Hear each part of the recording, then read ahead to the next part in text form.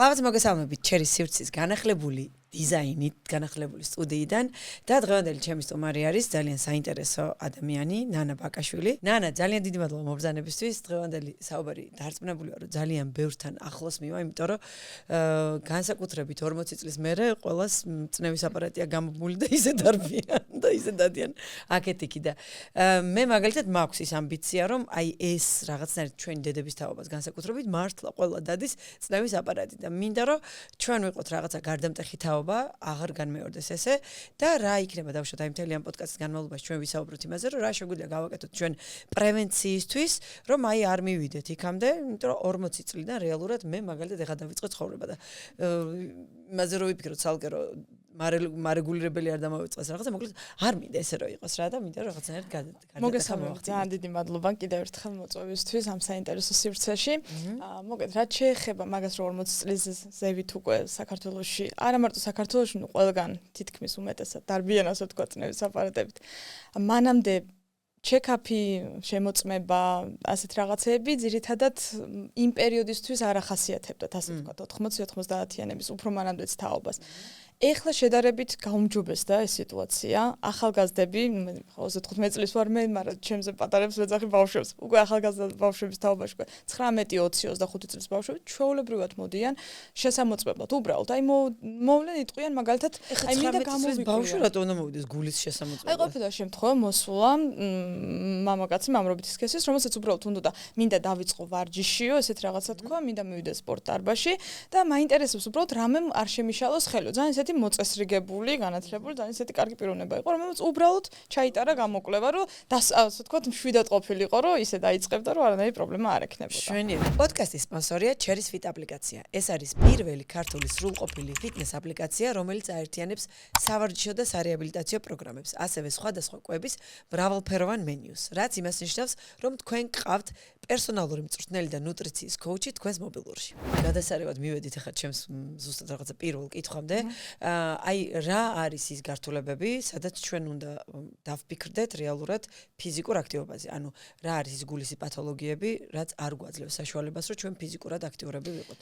მოდით ზოგადად რომ მაყურებელს გავმარტოთ, ასე ვთქვათ, ეს გულის სისტემა და ეს კარდიოვასკულარული სისტემა. გულის მთავარი ფუნქცია რა არის, რომ ის არის ტუმბო, ასე ვთქვათ, ჩვენს ორგანიზმში. ერთ-ერთი ყველაზე ლამაზი ორგანოა ჩემთვის მაგალითად ისედაც. მისი ძირითადი ფუნქცია გადატუმბოს სისხლი.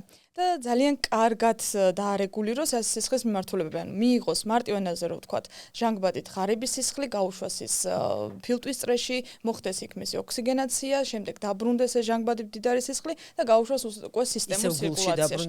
ისევ გულში რომ ის არის მთავარი ღერძი, ასე ვთქვათ, ცენტრი, საიდანაც უნდა გადავიდეს უკვე სისტემურ ცირკულაციაში. და ღარიბს საიდან იღებს? ღარიბ სისხლს იღებს ისევე ჩვენი ორგანიზმიდან. ანუ როდესაც ცვლის პროცესი მიდის, ეს სისხლი მოძრაობს ორგანიზმში, ის ტოვებს, აი მარტივად რო ახსნა ძალიან ისეთი მარაგებას რა ტოვებს ის გამზადებულ საკვე პროდუქტებს, ნუტრიენტებს, ყველაფერი ის რაც ქსოვილებს ორგანოებს, სხვადასხვა ორგანოებს და ქსოვილებს ჭირდება თავისი ფუნქციონირებისათვის და იქიდან უკვე ნარჩენი პროდუქტები, რაც ნარჩენი პროდუქტები ეს ხო გააქვთ, როგორც არის ჩვენთან ასე ვთქვათ. აი მარტივად რო აიღოთ საწარმოო ქარხანა. ჩვენი ორგანიზმი არის ერთი კარგად ფუნქციონირებადი ქარხანა და აი იდეალურად დალაგებული, იდეალურად იცის ყველა ორგანომ თავისი ფუნქცია და იმ შემთხვევაში, როდესაც ერთ ორგანოს სიტყვაზე რაღაცა უჭირს და აკლია, სხვა ორგანოები კომპენსირებას ძალიან კარგად ახდენენ. ასე რომ ესეთი სისტემის მოწყობილი სახელმწიფო რო ქონდეს ხომ ვიძახი, იქნებოდა არაჩვეულებრივი. იდეალურად. ასე რომ ეს არის ძირითადი, ასე ვთქვათ, ფუნქციონირება გულის, რომ აი ამ სისხლის მიმოქცევა, ეს დისტრიბუცია პროდუქტების, საკვები პროდუქტების, ასევე ნარჩენი პროდუქტების რო გამოიტანოს და შემდეგ ის გადაანაწილოს ეს ფილტვებში გამოიყოს ნახშირორჯაგის გზით, შარდიდან გამოიყოს უკვე ის მინარევები, რომლებიც ორგანიზმს აღარ ჭირდება და მავნია და გამოთავისუფლდეს ამისგან, ყველაფერს ამას უზრუნველყოფს, ასე ვთქვათ, გული. და ის რომ გულის ჯანმრთელობა შევინარჩუნოთ, ერთი უნდა დავიმახსოვროთ, რაც ახლა უკვე ძალიან ბევრმა იცის და უკვე მასობრივად იწერება და ჩვენს კარდიოლოგები ამას პაციენტებს პირდაპირ ვეუბნებით, გულს არ უყვარს ჯდომა. თუ გინდა რომ გული ადვილად დაავადყოფო და დამართო მარტივად ძალიან ადრეულად რამე, უნდა იჯდე მაშინ. ანუ sedentary lifestyle ეს რაც ახლა არის, ასე ვთქვათ, დიდი ბოდიშთან უმოძრაო ცხოვრების წესი, ეს არის გულისთვის დამღუპველი. გულს პირიქით უყვარს აქტიურობა და მოძრაობა. ჩვენც აი ძირითადად პაციენტები როცა მოდიან დააკვირდით, აი ისედაც გარშემო გეყოლებათ, ასე ვთქვათ, ახლობლებიანს, რომლებიც იძახიან მაგალითად ჯვარი წერია, ყოველს უბრალოდ დატვირთვაზე რაღაცამ შეაწუხა. ისე გული აღარ მისდევს დატვირთვაზე, ასე ვთქვათ. ტკივა ამ არეში რაღაცას გრძნობს, ხო? თავარი ეგ არის, დატვირთვას უნდა გაუძლოს გულმა და ძირითადი პირველი ნიშანი იმის, რაზეც მიდიან ხოლმე კარდიოლოგებთან, მე უკვე ასაკში ეს არის ეს პრობლემა, რომ დატვირთვაზე ისე აღარ მიყვებათ, ასე ვთქვა და რაღაცა დისკომფორტებს შენიშნება. ეგ კარგი რაღაც გამახსენეთ, იმიტომ რომ ძირითადად გოგონებს აქვს ხოლმე ვაიმე გული მიჩქარდება და პანიკურად შიში აქვს და ეგრევე აჩერდებიან, მაგრამ მაგას აუცილებლად მიუბრუნდები, მაგრამ ფიზიკურ აქტივობას რომ მიუბრუნდეთ, ცალსახად რომ გულ-სისხლძარღვთა სისტემის ჯანმრთელობისთვის საჭირო არის მოძრაობა, რა ვიცი, მაგას ვქადაგებ და ძალიან მიხარია, რომ უკვე ექიმებიც რაღაცნაირად მაგ მხარეს არიან, რომ უკვე ვიმუშაოთ ჩვენ პრევენციაზე და არა უკვე დაავადებაზე და ავადმყოფობაზე. მაგრამ არის რაღაცა გულის ისეთი პათოლოგია, თუ არის, არა, შეიძლება არის, უბრალოდ გეკითხებით, თუ არის გულის ისეთი პათოლოგიები და დაავადებები, სადაც ფიზიკური აქტივობა არ არის მიზანშეწონილი. როგორ არის, რა თქმა უნდა, თუ მაგალითად ეხლა მწვავე ფაზა, მაგალითად მიოკარდიუმის ინფარქტის, ანუ რასაც ჩვენ ინფარქტი რასაც ვეძახით, ასე ვთქვათ, იმ დროს რა თქმა უნდა, სანამ არ ჩაივლის შესაბამისი მკურნალობა, შესაბამისი ღონისძიებები არ შეიძლება.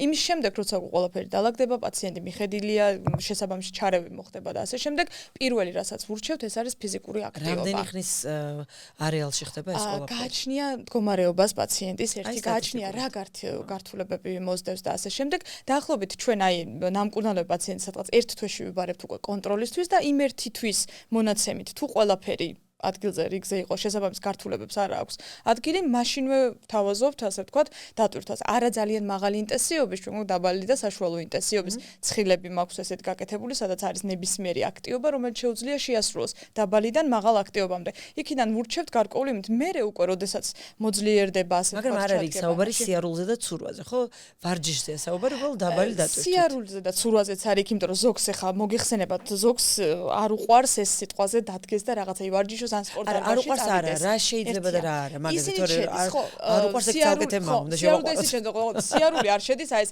ძალიან ნელი და რაღაც ანუ ჩქარი სიარული დიდ დისტანციაზე მაგალითად სირბილის შეიძლება უფრო აი ჯოგინგ რასაც ვეძახით ამას ძუნძული სიარული კიბეებზე ასვლა ჩამოსვლა ეს დატვირთვა საკუთარი წონით ვარჯიშია ეს ჩაჯდომებდა ეს იდეალურია და ყველაზე იდეალური არის თუ შეასრულებს წონებითაც ვარჯიშს, იმიტომ რომ ეს განსაკუთრებით გულისთვის და განსაკუთრებით სიზარღვებისთვის ძალიან მნიშვნელოვანია. ეს წინადადება შეიძლება რომ გავჭროდე, მე ხელახლა ჩავსვა, ანუ ორჯერ რო გავიმეოროთ, რომ ექიმ კარდიოლოგი გვირჩევს რომ წონები უფრო იდეალური არის წონებით ვარჯიში.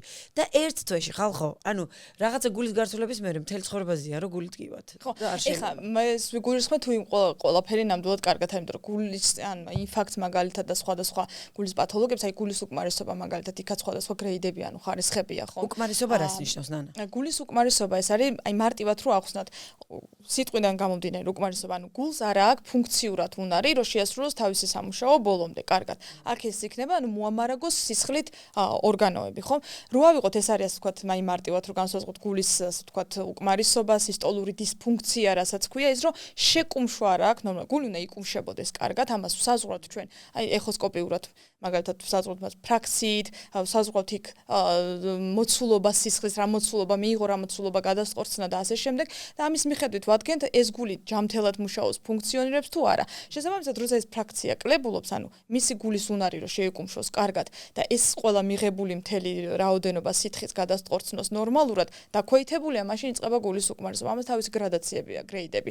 ანუ პირველი, მეორე, მესამე, მეოთხე. შესაბამისად, ეს დამოკიდებულია გულის ფუნქციაზე, რასაც ჩვენ ვაფასებთ ობიექტური მონაცემით და მეორე თვითონ სუბიექტურად პაციენტი რასაც გრძნობს. ეს ყველაზე მნიშვნელოვანია, იმიტომ რომ არსებობს შემთხვევები, რომ ფრაქცია დაბალია ძალიან, მაგრამ პაციენტი იმდენად მიჩვეული იყო მთელი ცხოვრება სიტყვაზე მუშაობას, შრომას, ფიზიკურ აქტივობას, ან იყო მოწესრიგებული ისეთი ადამიანი, რომელიც ყოველთვის ვარჯიშობდა მიუხედავად იმისა, ასეთ ადამიანში შესაბამისად გაცილებით კარგი გამოსავალია იმისა, რომ მიუხედავად დაბალი ფრაქციისა თვითონ ამტანიანობა კარგი აქვს და ეხლა შეიძლება მან ვერ შეასრულოს მაღალი ინტენსივობის ვარჯიშები, მაგრამ განაგრძოს ფიზიკური აქტივობა. საშუალო დაბალი ინტენსივობის ვარჯიშებს ჩვეულებრივად განაგრძობს. და უკმარისობის სიმპტომი რა არის? ჰაერის უკმარისობა არის თითქოს ქოშინი, დაღლა, შეშუპება, იმიტომ რომ გული როცა ამ რაოდენობის სითხეს ვეღარ გადატუმბავს ნორმალურად, ის ასე ვთქვათ, სითხით გადატვირთვა ხდება ორგანიზმზე, სითხე შეება გულში, მერე ემატება იქ ცირკულაცია მოდის, აი როგორც ავსებული ჯამი, რომელშიც კიდე სისხლს ასხავდა, აღარ არის გადმოდის და ივსება. შეშუპება საიდან იწყება? ძირითადად ქვემოთ არის თუ პატოლოგიებიდან ძირითადად მე გააჩნია გრადაციებსაც და ხარისხებს. უბრალოდ ეს ნიშნები არის, რომელიც უნდა ანუ როდესაც ჩვენ შეგვიძლია ვთქვათ, რომ როდესაც აი ხდება ხოლმე ფეხის შეშუპება ხო ხშირად და აქ ანგიოლოგები ერთობიან ხო ძირითადად რაღაც ლიმფური სისტემა არ მუშაობს და რაღაცა. ანუ მან შეიძლება ეს არ იყოს და იყოს გულის უკმარისობის გამო. შეიძლება პაციენტები ძირითადად ფეხების შეშუპების დროს რატომღაც პირველი ეს აქვთ, რომ გონიათ, რომ გულია და მოდიან გულზე. იქ შეიძლება იყოს თვითონ ლოკალური ის გააჩნია 1-ია 2-ია შესაძლებელი. რა დროს შუპდება ხა ადამიანი, ვისაც ესეთ სამსახური აქვს, მთელი დღე ფეხზე დგომა უწევს, ძალიან ძნელია დგომა მარტო და არა მოძრაობა, იმიტომ რომ კუნთი ერთი მაზია, წარმოიდგინეთ ვენური სისტემა, რაც არის ის არის გადატვირთული, შემდეგ ამდენ სისხლის მარაგს ინახავს, გრავიტაცია ძალიან იმაშობა და ეს არის ფუნქციურად უბრალოდ შეშუპება, რომელსაც უნდა მოსვენებელ მდგომარეობა სიტყვაზე ორთოსტატიულად მიღება მდგომარეობის, რომელიც ამას გააუმჯობესებს და არანაირი პათოლოგია აქ არ არის. არის ადგილობრივი სიზარყოვანი პათოლოგია, ანგიოლოგები თქვენაც ბრძანეთ, რომელიც მე ამ საქმეს ასე ვთქვათ მართავს და მკურნალობს და ერთი ბოლოს მიდივართ გულის პრობლემებამდე, მაგრამ ძირითადად ადამიანი მოდია ხოლმე ეშინიათ გულის, ამიტომ მოდი გული გამოვრიცხოთ, ეგ აქვთ. ფეხები შემიშვა და მოდი გული გამოვრიცხოთ. ესეთი ის რო არის შიში გულის, იმიტომ რომ გული საქართველოში ითვლება ყოველს რაღაცის სტატუტ ორგანოდ, რომ აი მე გული ყველგან არ მარტო საქართველოში. და პრევენციისთვის იდეაში მოძრაობა არის, ხო? ანუ გადამრჩენელი და სხვათა შორის ძალიან ხშირად, ნუ მე ყოველ შემთხვევაში ინგლისში ძალიან ხშირად გამიგია, რომ ჯანმრთელი გულისთვის მნიშვნელოვანი არის ძლიერი ფეხები, განსაკუთრებით კუნთის წვივის კუნთები. იმიტომ რომ ზუსტად ესენი არიან პასუხისმგებელი უკან ატყორცნაზე სისხლის, რომ კარგად დაბრუნდეს სისხლი უკან. აი ნამდვილად სწორ ბრძანდებით, იმიტომ რომ მაგალითად აი გამოცდილებით ახლა სტამბოლში ვინაიდან ჩემ ასე ვთქვათ სასწავლო კურსს გავდიოდი და ის მივბაძე ჩემ ექიმებსაც და სულ მაგას ვიზახი, იმიტომ კარგში უნდა მივბაძოთ ზოგადად ადამიანს, ვითმეტეს როცა ესეთი მენტორები ყავს, ისინი სულ იძახდნენ, ეუბნებოდნენ პაციენტებს, იმოძრავეთ, თავარი არ არის, რა შეიძლება არ გიყვარდეს სპორტდაბაში წასვლა, არ გიყვარდეს თვალის სახშაღაცების გაკეთება, მაგრამ ტემპოში, ანუ აჩქარებული ფეხით აუცილებლად იარე მინიმუმ 1 საათი. ეს იყო აი რეკომენდაციაში ეწერა ყოველთვის და დღემდე ვიყენებ მე ჩემ რეკომენდაციებს რომ გადახედოთ, პირველი არის რომ იკონტროლე პულსი, არტერიული წნევა მიიღე მედიკამენტები, წერია ფიზიკური აქტივობა მინიმუმ 1 საათი ჩქარის სიარული და დაინჩეს რასაც შეძლება აბსოლუტურად. და მაქვს ცხრილები რომელსაც ვატან პაციენტებს რომ თუ დაგაინტერესებთ მე და ასე შემდეგ, რომელია საშუალო დაბალი მაღალი ინტენსივობის ვარჯიშები, შეასრულეთ აუცილებლად. რა თქმა უნდა, თუ რეკომენდებულია იმ პაციენტისთვის.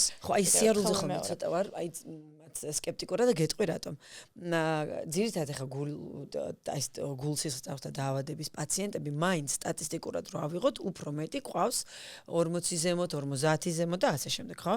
აი ხა მაგალითად რო ავიღოთ დედაჩემის ვარიანტი. დედაჩემს აქვს თანდაყოლილი ლორდოზი, ასე ვთქვათ, ბუნებრივი ლორდოზი, რომელიც ანუ თავისი ჯდომით და კიდე უარესით ზემოთ კიფოზი გამოვარდა, აქ ლორდოზი და ანუ დედაჩემა რო იაროს დიდი ხნის განმავლობაში ფეხით, ჩვეულებრივად ისეთი წელისკივლები ეწყება ხოლმე და არა მარტო დედაჩემს, ძალიან ხშირი არის ხოლმე, როდესაც ზურგის კუნთები ძლიერი არ აქვს ადამიანს, განსაკუთრებით მაგასაკში და როდესაც ხდება გახანგრძლივებულად ფეხით სიარული და სიარული ხდება ნაბიჯის გადადგმა ყველა ვარიანტში ქუსლით, ქუსლი ეგრევე ურტყავს ანუ კუდუსუნთან და იქ ხდება მე უკვე უფრო სხვა პრობლემები. ამიტომ ყოველთვის ვეუბნები ხოლმე მე პაციენტები არ მყავს, მაგრამ მე მყავს მოსწავლეები, სულ ვეუბნებით, რომ როდესაც ფიზიკური აქტივობა ძალიან მნიშვნელოვანია და სულ ვეუბნებით, რომ ეს ცხოვრების წესი უნდა იყოს, იმიტომ რომ დღევანდელ ადამიანს ფიზიკური აქტივობა უნდა მოსდევდეს როგორც წყალი, იმიტომ რომ ჩვენ ვზივართ ძირითადად. და როდესაც ვეუბნები აი სიარულს ჯობია აი სტატიკურად დადგე და ვარჯები, აი ტანისწონით ვარჯები აკეთო. ჩაჯდომები, გაზიდვები, რაღაცა იქ პატარა ჰოპები, რომ მე სხვა პრობლემები არ დაიწყოს წელისკივილის. რა თქმა უნდა, ყველას გააჩნია, ახლა ესე გამოწერილი თქვა რომ ვიღაცის ვარჯიში ეს არის იდეალური სიტყვაზე და ყველასთან მიდის. არა, ადამიანს გააჩნია და როგორც ყველა ადამიანი ინდივიდუალურია, იგივე მკურნალობის მიზნით, აი ხა მარტივად რო აღვოთ ერთი წამალი შეიძლება ერთ ადამიანზე ერთი დოზა კარგად მოქმედებს, მეორეზე შეიძლება საერთოდ არაფერი ეფექტი არ ქონდეს, ამ პირიქით ძალიან მაღალი ეფექტი მივიღოთ. ეხლა ამ ვარჯიშსა და მოძრაობაზეც ის რომ სტატიკურად არ იდგეს და იქ მაინც რაღაცები გააკეთოს, დასაწყისში თქვენ რაც ბრძანეთ ეს რომ წვივის კუნთები მნიშვნელოვანია გულისთვის, მართალია ეს, იმიტომ რომ აქ არის ვენები, მთავარი არის ვენები. ვენები არის რეზერვი სისხლის. ჩვენ ახლა მოსვენებელ მდგომარეობაში ესე რომ ვზივართ, რა თქმა უნდა, ნაკლები სისხლის მოცულობა ჭირდება ჩვენ ორგანოს. არ ვარ დატვირთულები შესაბამისად, აქ მოხმარებაზეა, ხო? არ ჭირდება ამდენი. მიმოცვლა ისეთი აღარ არის. შეიძლება თან რაოდენობრივადაც მოცულობა სისხლის გაცილებით ნაკლები ჭირდება ამ დროს, ვიდრე ის რომ ჩვენ ახლა ავდგეთ გავიქცეთ ვივარჯიშოთ და ასე შემდეგ. ეს სისხლი სადღაც უნდა წავიდეს, რეზერვი, ეს არის ვენები. ვენები არის გაცილებით ელასტიური, რომელიც არის სისხლის რეზერვი. დაახლოებით 60-70% ჩვენი სისხლის მოსვენებელ მდგომარეობაში ინახება ვენებში. ასე ვთქვათ, ფეხის ვენებში განსაკუთრებით როდესაც გავართ იქ არის სარქლები, იმიტომ რომ გრავიტაციით უნდა მოიწყოროს და კუნთების სიძლიერე კიდევ ერთხელ მეორე ფეხებისთვის ძალიან მნიშვნელოვანია ქალშიც და კაცშიც, იმიტომ რომ ეს განაპირობებს შეკუმშვა და ვენების ასე ვთქვათ ამ სარქველის გახსნა და ამოსვლა ამ სისხლის და ყველაფერი. მნიშვნელოვანია ეს დიდხანს ვინც დგას წარმოიდგინეთ ამ ხელამასა აწובה ეს მოცულობა სისხლის და ეს ვენების პრობლემა მერე და რაც აი ანგიოლოგების პლუს წონა პლუს ვენების პრობლემა პლუს ეს ქმნის დატვირთულობას ემატება მერე გულის პრობლემებიც. სხვათა შორის ვისაც ხშირი ფრენა უწევს, აი მე ვიყენებდი ამ იმას როცა ხშირად მიწევდა აქეთ-იქით ფრენაზე რაღაცა აი ყოველთვის მქონდა ეს რომ გამეკეთებინა ესეთი რამე 1 საათი მე ხა 1 საათი ძალიან ესეთი პერიოდი 1 საათზე ადრე ვერ ატკევდი. მესმის რომ ვიღაცა შეიძლება ეშინოდეს იქ საპირფარეშოში შესვლის. ბერს არ სიამოვნებს თვითმფრინავის საპირფარეშო. არც ისეთი მოცულობის არ არის რომ რამე გააკეთოთ, მაგრამ უნდა შეხვიდეთ, დადგეთ და აი ფეხებზე აწევები გააკეთოთ. ადგილზე ეს ხო, ნუ აი ვისაც შეუძლიათ თუ არა წამოდგეს, მაგრამ ყოველ შემთხვევაში ფეხის გაშლა და ეს დატვირთვა რომ ქვედა კუნთები. მაგრამ მე გეტყვით ახლა რა მომივიდა. ესე იგი ყველაზე დიდი ფრენა მე ერთი მახსოვს შარშან წინ წავედით კუბაზე რომელიც არის და მოკლედ 14 საათიანი ფრენა ქონდა აქედან და იქიდან 16 საათიანი, იმიტომ რომ ნუ იქ ვენესუელაში ჩერდება და კარაკასში, მაგრამ თვითფრინავიდან არ გაგვიშვეს რა. ანუ 16 საათი ვიყავით თვითფრინავში. და ნუ შუა იმაში გადავწყვიტე რომ აი ხა მე რაღაცა რო არ გავმოძრავდი, არ შემიძლია თქო და ზუსტად აიგენი აწევა ისინი გავაკეთე და არ ვიცი დამთხოვა იყო დეჰიდრატაცია მქონდა მე მანამ თვითონ კუბაზე მიღებული, იმიტომ რომ წყლის მიღებაც კარგად არ მქონდა. ზოგადად ყველაფერი შეზღუდული იყო კუბაში რა, სანამ ვიყავით, საჭმელი და დაწყებული, წყლი დამთავრებული და არ ვიცი იქიდან გამომდინარე რომ მთელი აი ამ 3 კვირის განმავლობაში სხეულმა რაღაცნაირად დეჰიდრატაცია განიცადა თუ, მაგრამ მე მივაწერე რომ აი ამ ვარჯიშის მერე რო ჩამოვფრინდი, უფრო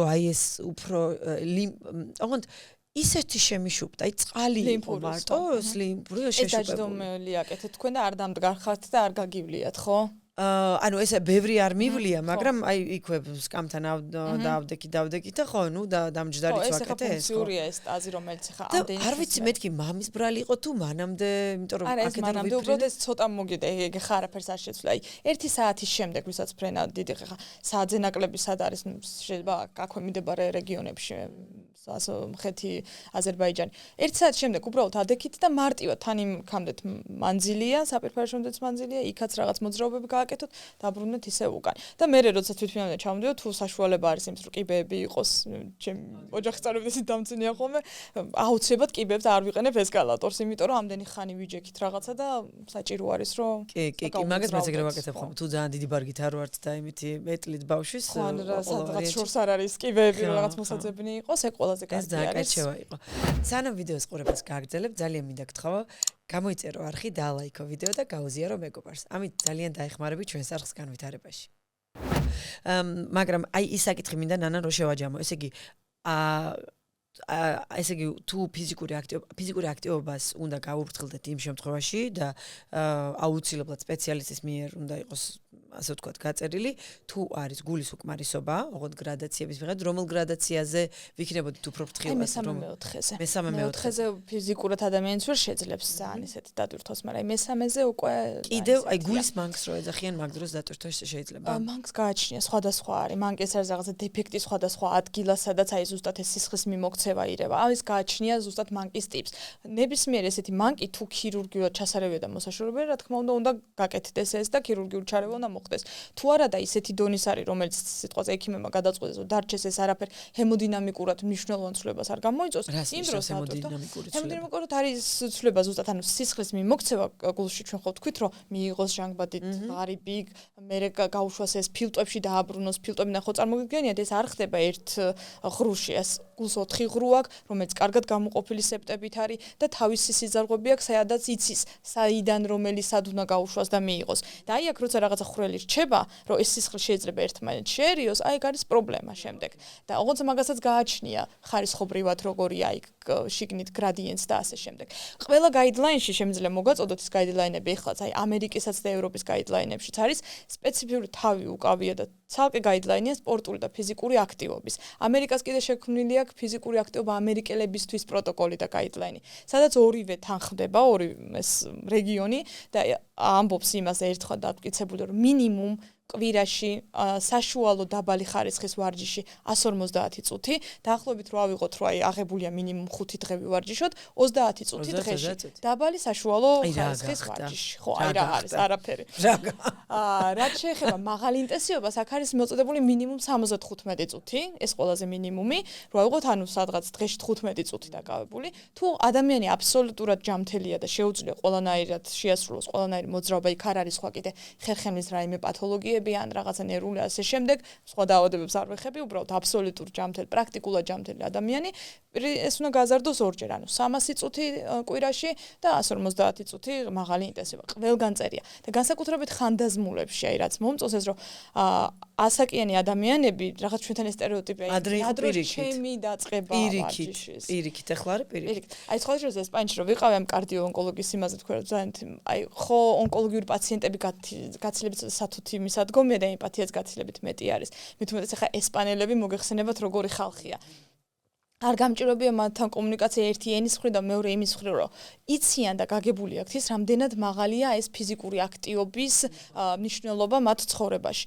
მახსოვს პაციენტი არ დამავწოვე, დაახლოებით 75 წლის ქალი იყო, უკვე რემისიაში იყო, გადატანილი ძუძუს კიბოთი და საკმაოდ ბევრი გართულებებით, ისე რომ ეს ჩემი ექიმისთანაც ვიყავი ძახდა, არ გვეგონა ეს თუ გამოვიდოდა.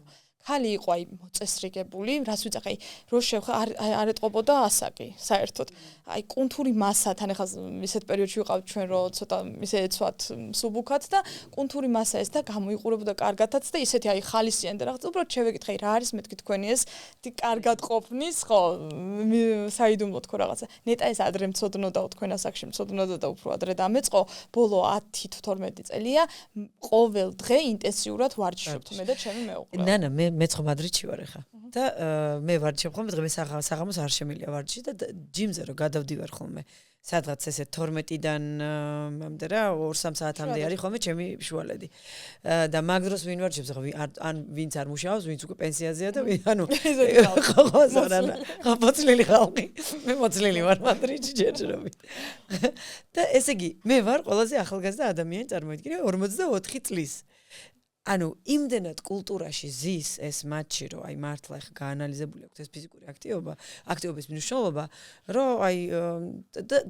მე იმათ შემყურე ისე მენანება აი აქ რომ აი ყბა მართლა გვერდზე მაგ მოქცეული ოჯახში რომ სხვას რას ვერჩი დედაჩემს ვერ გავაგებინე რომ დედაჩემს და მამაჩემს რომ რაღაცა იმოძრავეთ კაცო და თან ოღონდ ძალიან სასაცილო რაც არის რომ ჩვენ ჯიბეს ხო უფრთხილდებიან რომ იქ არ წავიდნენ იმ წრეზე არიან ძალიან ძვირია და იმას კი არ ფიქრობენ რომ დაავადება უფრო მაგრად ურტყავს ამ ჯიბეს საქართველოში ეს უნდა მე თქვა პაციენტი რომელიც მოდის აი სად მაქვს მე სიტყვაზე ბევრს მაიცის მაგდენი რომ იქ ჯანსაღი ყვება ეს რატო წარმოუდგენია ყოველსო ჯანსაღი ყვება მაინდა მაინც ნიშნავს რომ გადაიხადო ძვირად ავოკადოთი და რაღაცა მანგოები და სამონები და იმები ჭამაურაგულები კულინარია და ძალიან კარგი პროდუქტები გვაქვს ქართველებს როგორც ვეგეტარიანული ისე არავეგეტარიანული და ნაკლები იმით მე ეხლა ვარ ცოტა ესეთ ფორმაში ბავშვის მე მაგრამ 2015 წლიდან ვარჯიშობ ინტენსიურად ძალიან ამაზე მაგდებას მივადგეთ ეხლა და ექიმები უნდა დავაშეინინგო მე აქედან არ მაინტერესებს ხო ეხლა ცოტა რაღაც ამოვარდი იმიდან პროექტებიდან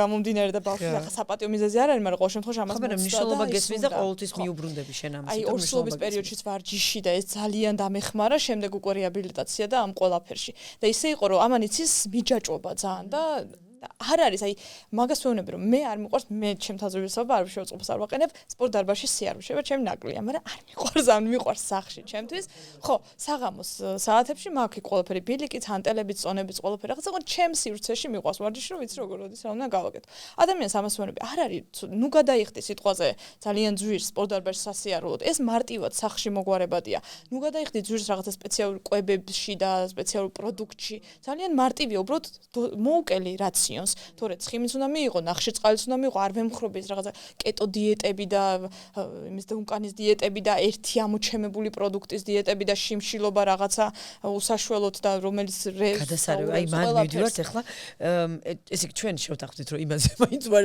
ჩამოყალიბდით რომ რომელზე იკრძალება მეგონა არც არანაირი გულის პათოლოგიებზე არ იკრძალება. მოკლედ მარტივად ჩამოვაყალიბოთ ერთი გულის უკმარისობა რაც ვთქვი და მეორე არის ეს მესამე მეოთხე გრადაცია ოღონდ ისე. მესამე მეოთხე გრადაცია და აქ აუცილებლად მნიშვნელოვანია პაციენტის მდგომარეობაც, რაც გითხარით, ფიზიკური მდგომარეობა და შეგრძნებები. ინფარქტზეც და გულის შეტევაზეც ერთ თვეში.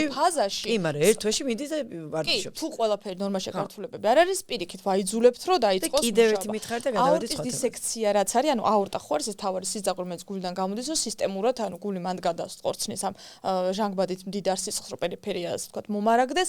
ეს აორტა ზოგიერთ ადამიანში გააჩნია, ანუ ტიპს სხეულის, გააჩნია სქეს, ასევე გააჩნია წონას, ზომას და გენეტიკურ დატვირთვას, რაღაცა პერიოდი შეიძლება იყოს გაფართოებული. ან ყველაზე ისეთი მიზეზი რაც არის, მაღალი წნევები, რომელსაც ადამიანი არ აკონტროლებს კარგად, ეს იწვევს აორტის გაფართოებას. რაც იწვევს შემდეგ მარტივად აი გაფართოვდება ანევრიზმატული და მე შეიძლება გაიხეს, ასე ვთქვათ. დისექცია მოხდეს ყველაზე საშიში სიცოცხლისთვის საშიში მდგომარეობაა. აი მან და შეიძლება ფიზიკური აქტივობა? რა თქმა უნდა, არ შეიძლება. არის სტატიები. მაგრამ მაგირითი არის გამოხატული რა სიმპტომით?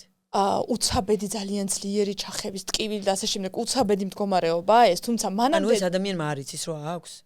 შეიძლება არ შეუმოწმებია. ზოგადად ადამიანი ბევრი არის ისეთი დადის სიტყვაზე მაღალი წნევები და არ იცის რომ მაღალი წნევა აქვს და იმ კურნალს დადის სიტყვაზე აორტის გაფართოება. ანუ იდის პირველი სიმპტომიზაცია არის მაღალი წნევა მაგის. პირველი სიმპტომიზაცია ხო ეს არის. არსებობს რამოდენიმე სტატია იყო რაღაცას 50 შემთხვევა დაახლოებით, რომ გამოწვეული იყო ეს ძალიან ძლიერი წონებით ვარჯიშის დროს, როდესაც მაქსიმალური დატვირთვა ხდება და ზოგიერთი 50 შემთხვევა არ ითვლება ახლა მაგირო ჩავწო. ხო, რა ან საბოლოოდ რომ დაიანგაჟე, სადაც 4%-ია, სადაც ვარჯიში იწვევს ამას ძლიერი წონებით.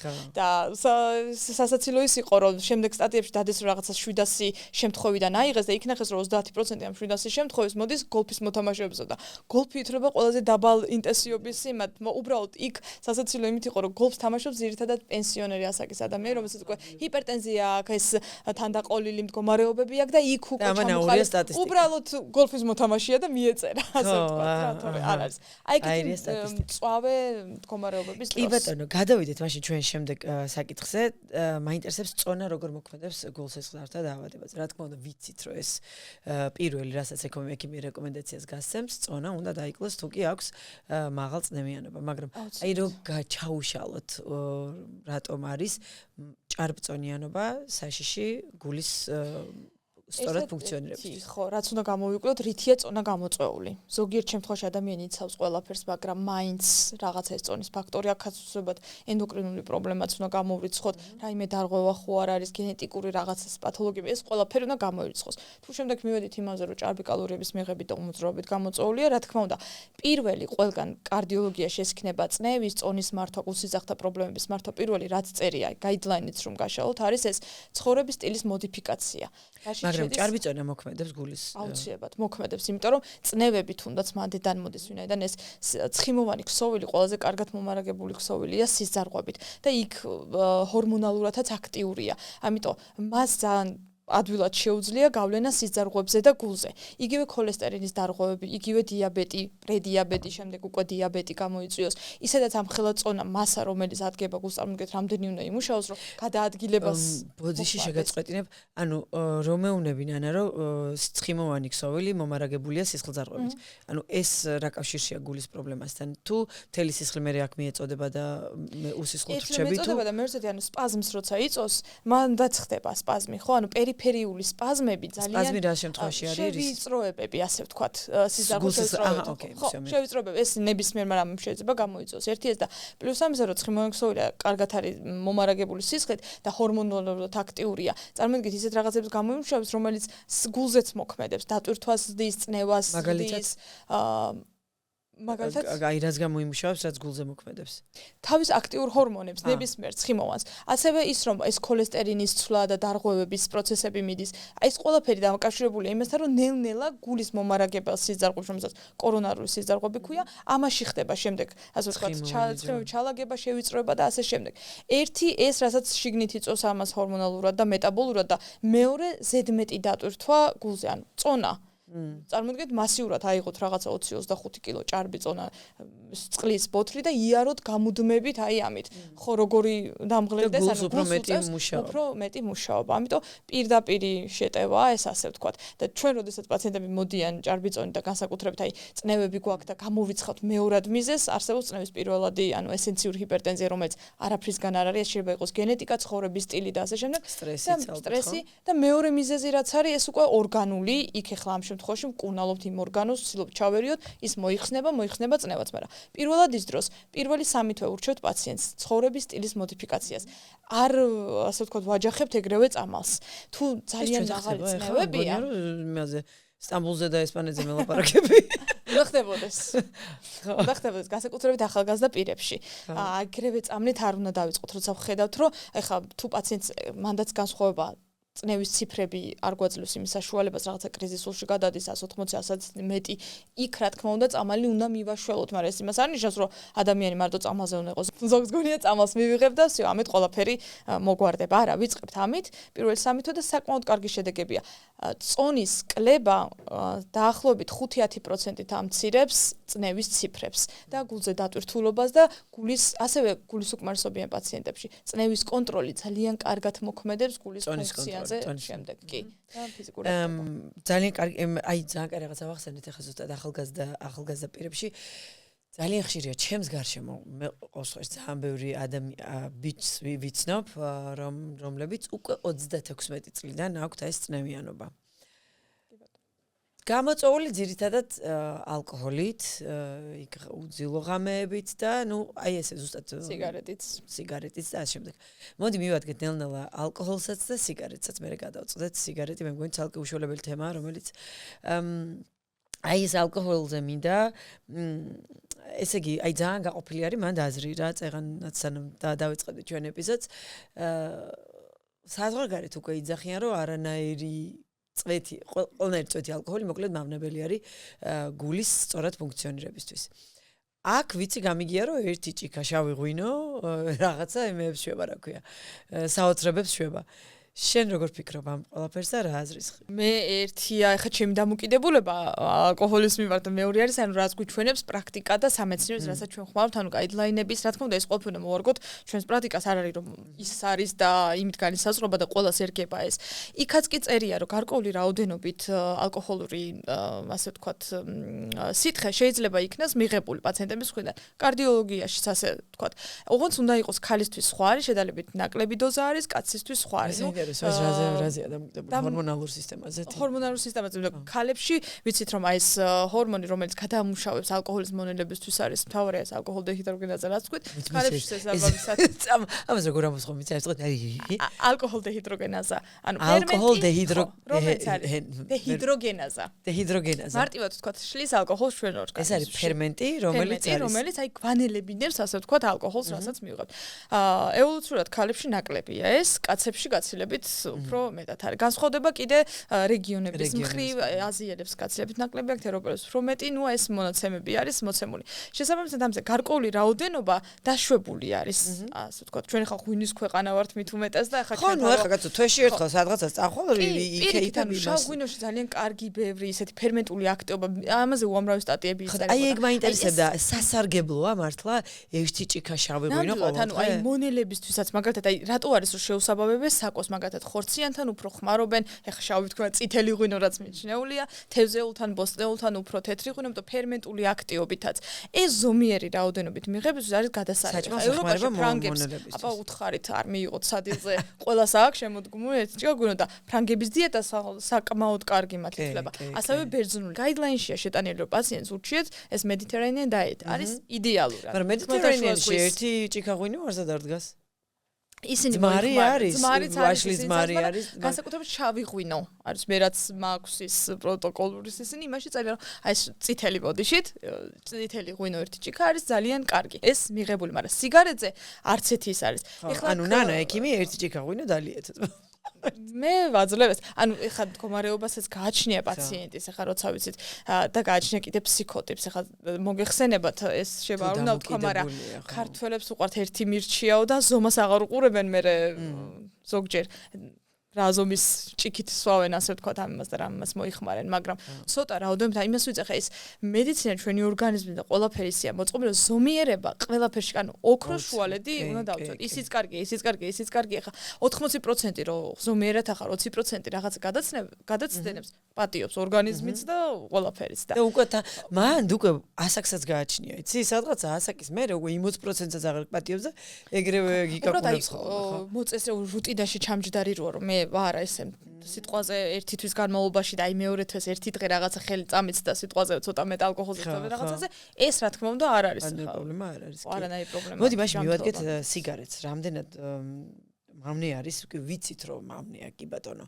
მაგრამ აი ჩაუყვეთ რას შვება გულში რას თუ გაქვს დაუშვათ ეხოსკოპიაზე დასკანერებული მწეველის გული და არამწეველის გული რის განსხვავდება ერთმანეთისგან ესე განსხვავება არ არის ეხა უფრო პულმონოლოგებს და ანუ ქირურგებს ემთხვე მიმართოთ იმიტომ რომ როგორ იწოს ის უფრო ფილტვების დაზიანებას გულთან მიმართებაში სიგარეტი და ნიკოტინი პირდაპირ ასოცირდება მაღალ წნევებთან ჩვენ ძირითადად მაგიტო გამოვრიცხავთ ხოლმე იმიტომ რომ პირველი მაგას ავიწროვებს სისხლძარღვს ხო ავიწროვებს სისხლძარღვების შემავიწროვებს და ნიკოტინი თავისთავად ამ ეფექტს განაპირობებს მეორეც ერთი აზიანებს სისხლძარღვის შიგნით ამომფენ ენდოთელიუმის შრე რაც გვაქვს ჩვენი აზიანებებს იწოს ანუ სისხლძარღვი ხო არის რაში სისხლი მოძრაობს აი პირველი რომელსაც სისხლი ეხება, ასე ვთქვათ, ენდოთელის შიგაშრე. ამის დაზიანებთან ენდოთელი თუ დაზიანდა, წარმოიდგინეთ, ეს არის აპკი, რომელიც არის ამოცმული ამ სისხლძარღვში. ეს თუ დაზიანდა, შიგნით უკვე ჩაშლა დაზიანებებია, ეს თრომბები და გაჩენა ეს ქოლესტერინის ფლეიქს, რაც არის აი მებს ყველაფერს ხდება ეს, ანუ ενდოთელი უნდა იყოს აბსოლუტურად ინტაქტური, დაუზიანებელი. და ამას აზიანებს სიგარეტი. ამას აზიანებს სიგარეტი. ამიტომ ჩვენ პირველი რეკომენდაცია რაც არის რომ კი ბატონო სასმელთან დაკავშირებით ერთი ჭიქა ვაძრევთ, მაგრამ სიგარეტი ერთი ნაპასით ასე ვთქვათ, იგივე არის ვეიპინგზე და აიკოსზე.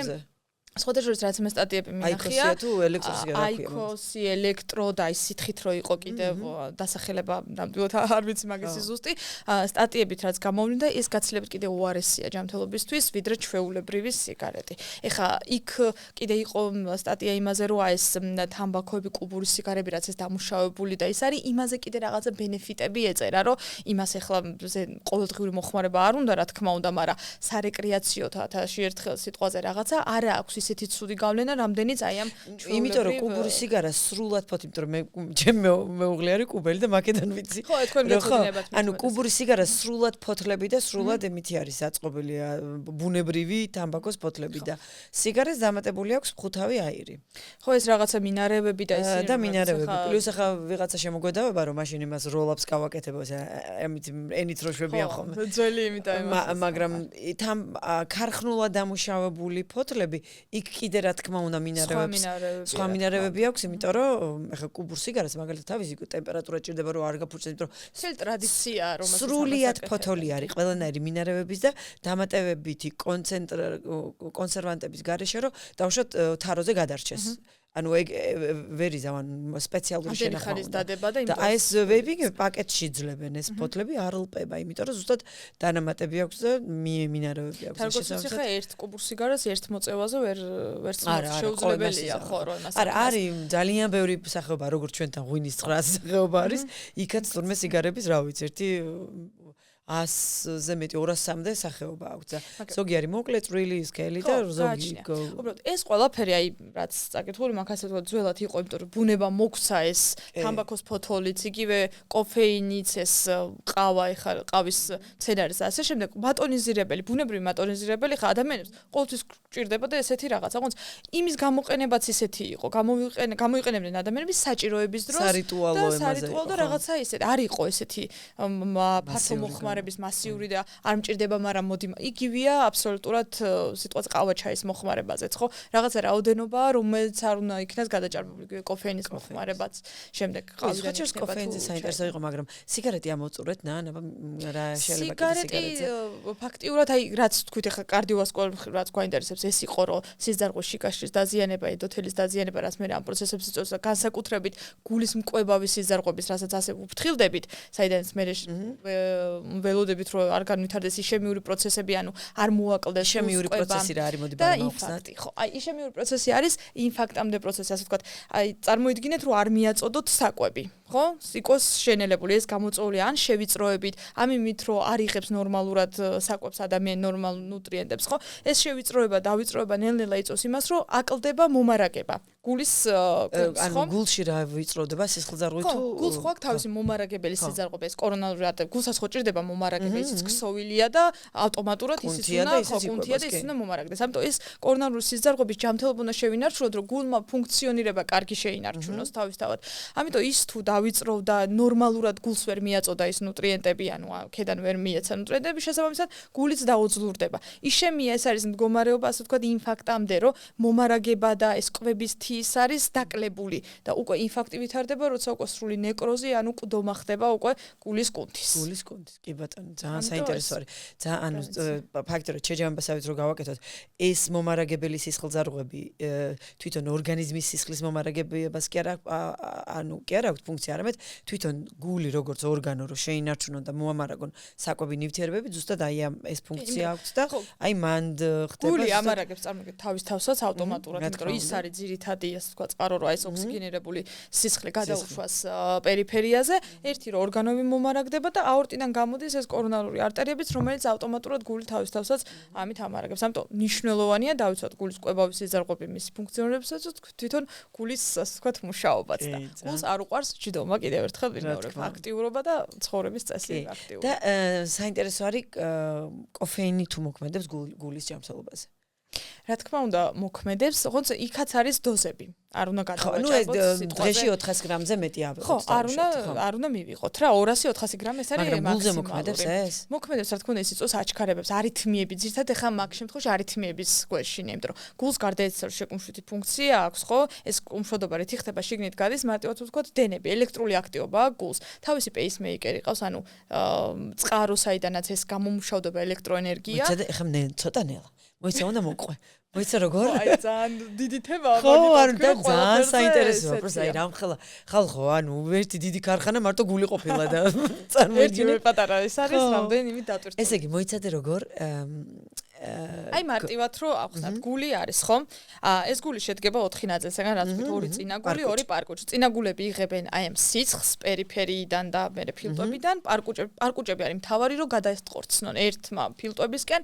მეორემ სისტემაში რომ მომარაგდეს ხო პლუს ამისა რომ ეს შეკუმშვა მოხდეს გულს სჭირდება შიგნით ანუ ელექტროსადგური ზაბ დენი ჭირდება ხო რომ გატარდეს და ფუნქციურად შემუშავდეს ასე ვთქვათ ეს ძირითადი ელექტროსადგური საიდანაც დენი მოდის გულს თავისი ავტონომიური ვთქვათ ელექტროენერგიის წყაროა. ეს სიგნალზე შენ მეუბნები ტვინა გამოშვებულ სიგნალი არის ეს ელექტროლიზა რომ აი ხა შეიკუმშე. არა, გულს თავისი დამოუკიდებელია ხომეც ამუშავებს. რა თქმა უნდა ექვემდებარება გულს, მაგრამ თავის ტვინს ბოდიშით, მაგრამ გული ავტონომიაა, ანუ თავისიც აქვს. იქიდან გამომუშავდება მას სინუატრიული კვანძი ქვია, ასე ვთქვათ, პეისმეიკერი, ანუ ქართულად როგორ თავარი წარმომშვებია. მაგ პეისმეიკერს ცალკე ხო დებენ ხოლმე რაღაც რომ აი ზუსტად ეგ როცა ეს ჩემს ყოფილ შეყვარებულზე დო აქ იმისავით რობოტები დადიოდა. როცა შინაგანი პეისმეიკერი გაფუჭდება, ასე ვთქვათ და ახარ წარმოშობს იმ იმპულსებს, მერე დგავენ გარედან პეისმეიკერს. და აქედან ეს დენს ურტყავს რომ ან დენს დაარყოს, ან რითმისთვის არის მთავარი, რითმის წამყვანი. ეგ რომ მოიშლება რა ხდება, არითმიები იწყება? კი, არითმიები და არითმების სპექტრი ახლა არითმია რა არის? მოდი ავხსნათ. არითმია არის გულის რითმის დარღვევა. გული უნდა იკუმშებოდეს რითმულად, გვაძლევდეს კარდიოგრამაზეც რითმულ ტალღებს და შეიკუმშა, ანუ წინა გულებიდან გადავიდა პარკუჭებში სისხლი, ეს ანუ რომ განაპირობოს სისხლის ცირკულაცია და თანმიმდევრული მოძრაობა, ხო? შეიკუმშა წინა გულებიდან, ჩავიდა პარკუჭებში, პარკუჭები აივსო შეიკუმშა, გადავიდა და ეს არის გულის ცემა, რომელიც სარქველი გაიყოს, დაიკეტოს, ეს არის. ეს უნდა იყოს ორკესტრი, ყველაფერი რითმულად და დროში აწყობილი. აი ეს რითმი ირღვევა, როცა აი ძაბვის პრობლემები არის. როცა არ მოდის ან პეისმეიკერი სინუატრული და მაგას არღოს კოფეინი. მაგას არღოს კოფეინი ძირითადად იწვევს ასე ვთქვათ დამატებით შეკუმშვებს გულისთვის ანუ აჩქარებს გულის მუშაობას მოქმედებს ანუ დადებითი ქრონოტროპული და ინოტროპული ეფექტი ეგ შეიძლება სიგარეტმას მოარღვიოს სიგარეტიც მაგას იწვევს ნიკოტინი გულის აჩქარება და შეიძლება აქ იყოს ანუ სიცოცხლისთვის როგორც საშიში არითმიები ასევე გამოიწვევს ჩვეულებრივი არითმიები უბრალოდ სიცოცხლისთვის საშიში არ არის შემაწუხებელია პაციენტს აწუხებს ძალიან და გონია რომ საშიშია ამიტომ მომართავენ ხოლმე შემდეგ ესეთი ექსტრასისტოლები ქვია შეიძლება გაგიგიათ PVC-ს ეძახიან ინგლისურად premature ventricular contractions აი აქვე უცბად დავამატებ ძალიან ხშირი არის მომართვიანობა ჩემთან მაგალითად რომ აი არითმია მაქვს და ვარჯიში შეიძლება თუ არა აბსოლუტურად. პირიქით. ჩვეულებრივად. შეიძლება. მე ვეუბნები პაციენტებს, რომ არითმია ესა თუ ვარჯიშის დროს არის შემაწუხებელი, ეს არის ანუ არსებულ სიცოცხლისთვის საშიში არითმიები, რა თქმა უნდა გამოვრიცხოთ ისინი. როგორი არის? ესენი არის მაგალითად ვენტრიკულური ტახიკარდიები, როდესაც არარითმულად იმუშავება. ეს არის რისკი იმისა, რომ გულის გაჩერება მოხდეს მერე. და არითმია რითი განსხვავდება ერთმანეთისგან? იგივე არითმია არის ზოგადად ფართო ცნება. ამ არითმიაში შედის ტახიკარდიები. სინუსური ან ნორმალური ტახიკარდიები, მაგალითად ემოციური ფონის ზედმეტი, კოფეინის ზედმეტი, ნიკოტინი და გული აგვიჩქარდა, ეს ნორმალური სინუსური, ან ნორმალური ტახიკარდია, ამას სპეციალური ჩარევა მკურნალობა აჭირდება. ერთად თუ შემაწუხებელია, ნიშნავთ მედიკამენტს, რომელიც უბრალოდ ამ პულსს ჩამოწევს ქვევით, ასე ვთქვათ. არის ეს ვენტრიკულური ტახიკარდიები, რაც ქვია ვენტრიკულური ფიბრილაცია, სიცოცხლისთვის საშიში, რომლის დროსაც ანუ არ იკუმშება გული, ესე ცდის fibrillation, რაც არის ტახიკარდი, რომლის დროსაც არ ხდება, ესე იგი ნორმალური გულ ფუნქციონირებას ვერ ამუშავებს, ვერ გადასტოცნის სისხლს. შესაბამისად რა ხდება, პერიფერიაზე ნაკლებობაა და შეიძლება გულის გაჩერებამდე მივიდეს ესეთი მდგომარეობა. ამის დროს, როდესაც ეს გენეტიკურად განწყობილია, ან არის ზოგჯერ ვარჯიში ინდუცირებული ესეთი ტახიკარდიები, ამას ჭირდება შემდეგი უკვე დამატებითი გამოკვლევა. მოკლედ, აი მაგ ვ და რო იწყება ტახიკარდია. კი, მაგ დროს ვარჯიში არა. ეგეთი პრობლემა არის. სინუსურზე მოსულა ჩვეულებრივ. სინუსურზე კი, ექსტრასისტოლებიც როცა არის ხოლმე, ანუ ამოვარდნებს რასაც ვეძახეთ. უბრალოდ იმ დროს პაციენტებს ვაფრთხილებ, რომ ვარჯიშის მერე ვისაც ეწყება, ვარჯიშის დროს რახან ზედმეტი მომარაგება, ასე ვთქვათ, ყველაფერი ნუტრიენტების, ელექტროლიტების, ოფლი გამოიყოფა, იქ იკარგება კალიუმი, მაგნიუმი, ასე შემდეგ ვეუბნები, რომ გავიკონტროლოთ ანალიზი, თუ ეს მიდრეკილება გაქვს უბრალოდ ჩამოდის კალიუმი, მაგნიუმი ქვევით, მივიღოთ დანამატები არსებობს კალიუმის, მაგნიუმის, შეგიძლია ეს პერიოდულად ვარჯიშის შემდეგ ან ვარჯიშამდე მიიღო, არანაირი პრობლემა კი, სპორტული დასალევებიც არის, აი მოციმციმე არითმიები, რაც არის ესეთი გაშება გაგიგიათ, მოციმციმე არითმიები, რომლებიც აი ცოტათი საშიშია, იმიტომ რომ თუ არ არის კარგად მიხედილი, მე გართულება ახლავს ინსულტებით, იმიტომ რომ თრომბები ჩდება და ასე შემდეგ. მოკლედ, იქაც კი გაიდლაინებში რეკომენდირებულია, რომ რეგულარული ფიზიკური აქტივობა. ღმერთო. ანუ შენ გაიხარე. მე დავჭერ დრილებად და დაუშვებ და დავცხებ და ერთხელ და სამუდამოდ მოძრაობა გადაარჩეს კაცობრიობას. რა თქმა უნდა, ადრე კაცობრიობა დადიოდა ფეხით და ასე შემდეგ და ეხა მანქანა ოფისი სახლი და კიდე თუ ეს არის აი ამერიკის სიმაზრე უყობოდი პროტოკოლებზე სპეციალურად შეიქმნა თქო, იქ არის ძალიან მომწონს ეს რომ დაყვეს უკვე ბავშვობის ასაკიდან ბავშვი როგორ მივაჩვიოთ ფიზიკურ აქტივობას. ვიცით რომ ბავშვი 3 წლამდე არის, ნუ გაუჩერებელი. მე მყავს წლინახევრის და კედლებზე არის. და 3 წლის მერე უკვე რომ იქ კითხვას იწყებს, რაღაცა ხატვას, რაღაცა შედარებით უწევს უფრო მჯდომარე ის. თუ ბევრი ეხლა რა თქმა უნდა კითხვა და სწავლა და ეს ყველაფერი კარგია, მაგრამ ამაში ძალიან თუ გადადის ბავშვი და მერე იწყება ეს პრობლემა რომ ადექი გაიარე რაღაცა, აი აქედან იწყება უკვე 3-დან 7 წლამდე როგორ გავააქტიუროთ ბავშვი და ჩვენც როგორ ჩავერთოთ და მშობლებისთვისაც გაწერილია რომ მშობელიც აქტიურად იყოს, ბავშვიც აქტიურად იყოს. ბავშვი რასაც უყურებს, იმას აკეთებს, ხო. ბავშვისთვის დღეში მოწოდებულია რომ აი 3 წლიდან დაახლოებით რომ 2 საათი მაღალი ინტენსივობით უნდა იმოძრაოს. აი აბსოლუტურად მაღალი ინტენსივობა 2 საათი, ეს არის 3-დან 7 წლამდე. შემდეგ უკვე ნელ-ნელა მოუკლებს და სადღაც 18 წლამდე, 10-დან 18 წლამდე არის რომ დღეში 1 საათი მაღალი ინტენსივობით აუცილებლად უნდა იყოს დატვირთული. და თუ მშობელიც იქნება მასთან ერთად, ეს იდეალური. სპორტი და ეს რაღაცა ფიზიკური აქტივობა და ის შემოდის. მე აი ჩვენთან სხვათა შორის ეგ მომენტიც არის რა, რომ ამბობს პირველი კლასიდან აი მართლა ერთი კვანტურ ფიზიკაზე არ ატარებენ, თორე დანარჩენ ყველა მასწავლებელთან ატარებენ და ამ დროს გვერდზე რჩებათ ეს ფიზიკური აქტივობა, იმიტომ რომ მოდის და ხო მე მოდის ბავშვს უნდა ეს გაჯეტებთან ურთიერთობაც, რაღაცა დასვენებაც თავის მითაიმით ხო ჭირდება, თავისი დროს ჭირდება და ამ თავის დროს მე ამ გაჯეტებში ხარჯავს, ანუ ფიზიკური აქტივობა საერთოდ არ არის მოზარდის ცხოვრებაში და ტვინის განვითარებისთვის სისხლმომარაგება, კუნთის განვითარებისთვის ჯერ ისეთი გაკვეთილს ვერ ისწავლის თუ ფიზიკურად აქტიური არ არის ბავშვი და არ მოძრაობს. და ვერ და ანუ დამახსოვრების პრობლემებიც ჩნდება, ხო მანდ? ასე რომ ჯობია აქტიური ბავშვი იყოს და ის დროც ყველაფერში გადანაწილდეს. იცი რა მაინტერესებს და აი რა არის ის ჩვევები, რა თქმა უნდა სიგარეტი და ალკოჰოლი ჩვენ ჩამოთვალეთ, მაგრამ აი რა არის ის ჩვევები, რაც ჩვენს გულს ჩუმად, ასე ვთქვათ, ავნებს და ნელ-ნელა აი ზუსტად კუდომისკენ ხცა ძალიან ცუდი სიტყვა არის, მაგრამ აი ნელ-ნელა მწყობრიდან გამოყავს. აი ეს უმოძრაობა. პირველი უმოძრაობა. არის უმოძრაობა და განსაკუთრებით ახლა შეიძლება ახალგაზრდა ასაკში კიდე იმდენად არ იყოს, არ იგრძნობა, აი მე უკვე ასაკში ძალიან რთულია და უჭირთ, იმიტომ რომ ახლა იქაც არის აი მოწოდებული რომ სიტყვაზე ადამიანი კი უნდა რომ მე სიტყვაზე დაიწყოს ვარჯიში, აი მოხდება რაღაც ზოგი არის ესეთი, რომ აი ინფარქტის შემდეგ რაღაც ესეთი შემდეგ აი უფრო მოტივირებული ხდება და კი ბატონო დაგიჯერებ დავიწყებ იწევდა რაღაცა და უცბად უნდა რომ ისე უცბად არ უნდა მოხდეს ამის დაწყება რაღაცა გრადაციებით უნდა მოხდეს. ერთი ეგ. მეორე აი სიგარეტი, ალკოჰოლი ისე რაც ვახსენეთ, ეს მავნე ჩვევები სხვადასხვა იგივე კვებითი დამოკიდებულებები ძალიან და სტრესული ფაქტორები. აი სტრესი განსაკუთრებით ეხა წამოვიდა რომ ეს პანიკური შეტევები, შფოთვები რაღაცა პირველი აისახება გულზე და მოსახლეობასაც ეშინია რომ პირველი ადამიანი რას ფიქრობს რომ გული უჭერს რაღაცა, აი ნევროზი და იმისკენ უკვე ბოლოს მიდიან თუ ეს არის კარგი პირველი გამორიცხავენ გულს, ამიტომ სად არის თლად უსტრესო ცხოვრება? არ ვიცი, მაგრამ მაქსიმალურად მინიმუმამდე დავიყვანო სტრესი და ძილი ეს აუცილებლად ძილის მოწესრიგებაც ძალიან მნიშვნელოვანია, თუმცა არის ისეთი სამსახურები, სადაც ხდება რომ მორიგეობა გიწევს ადამიანს რაღაცა ეს არის ოჯახშიც ასე ვთქვათ პატარა რაღაცა, მაგრამ მაქსიმალურად აი დასვენება ორგანიზმისაც, ოღონდ დასვენებაში ფიზიკური აქტივობა შედის, იმიტომ რომ ფიზიკური აქტივობის დროს სხვანაირად ისვენებს კიდე. დასვენება მარტო იმას არ ნიშნავს რომ ანუ ზივარ მუშაობ და კიდე დავჯდე და ისე დავისვენო, ეგ აქტიური აღდგენას ვეძახი ჩვენ ფიტნეს სფეროში მაგას. აქტიური აღდგენა გასეირნება იქ რაღაცა აერობული მოძრაობები და ასე შემდეგ.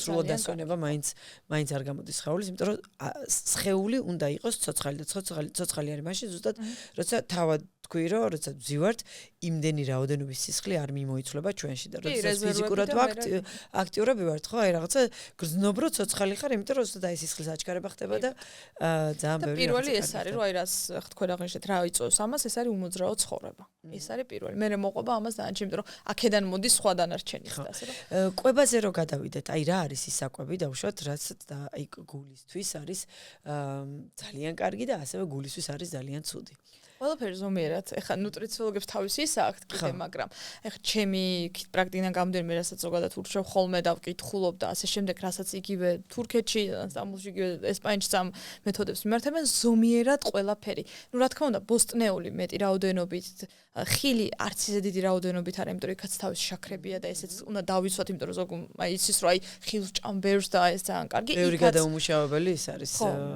ბოჭკოები, რომელიც მე თავის გლუკოზა, ფრუქტოზა, რაღაც გარკვეული ხილის ის არის, რომელიც დიაბეტიანებში, პრედიაბეტიანებში, ვისაც წონის კლება უნდა მithon იმაში იგზალება არა, ნუ შეზღუდული რაოდენობით არის.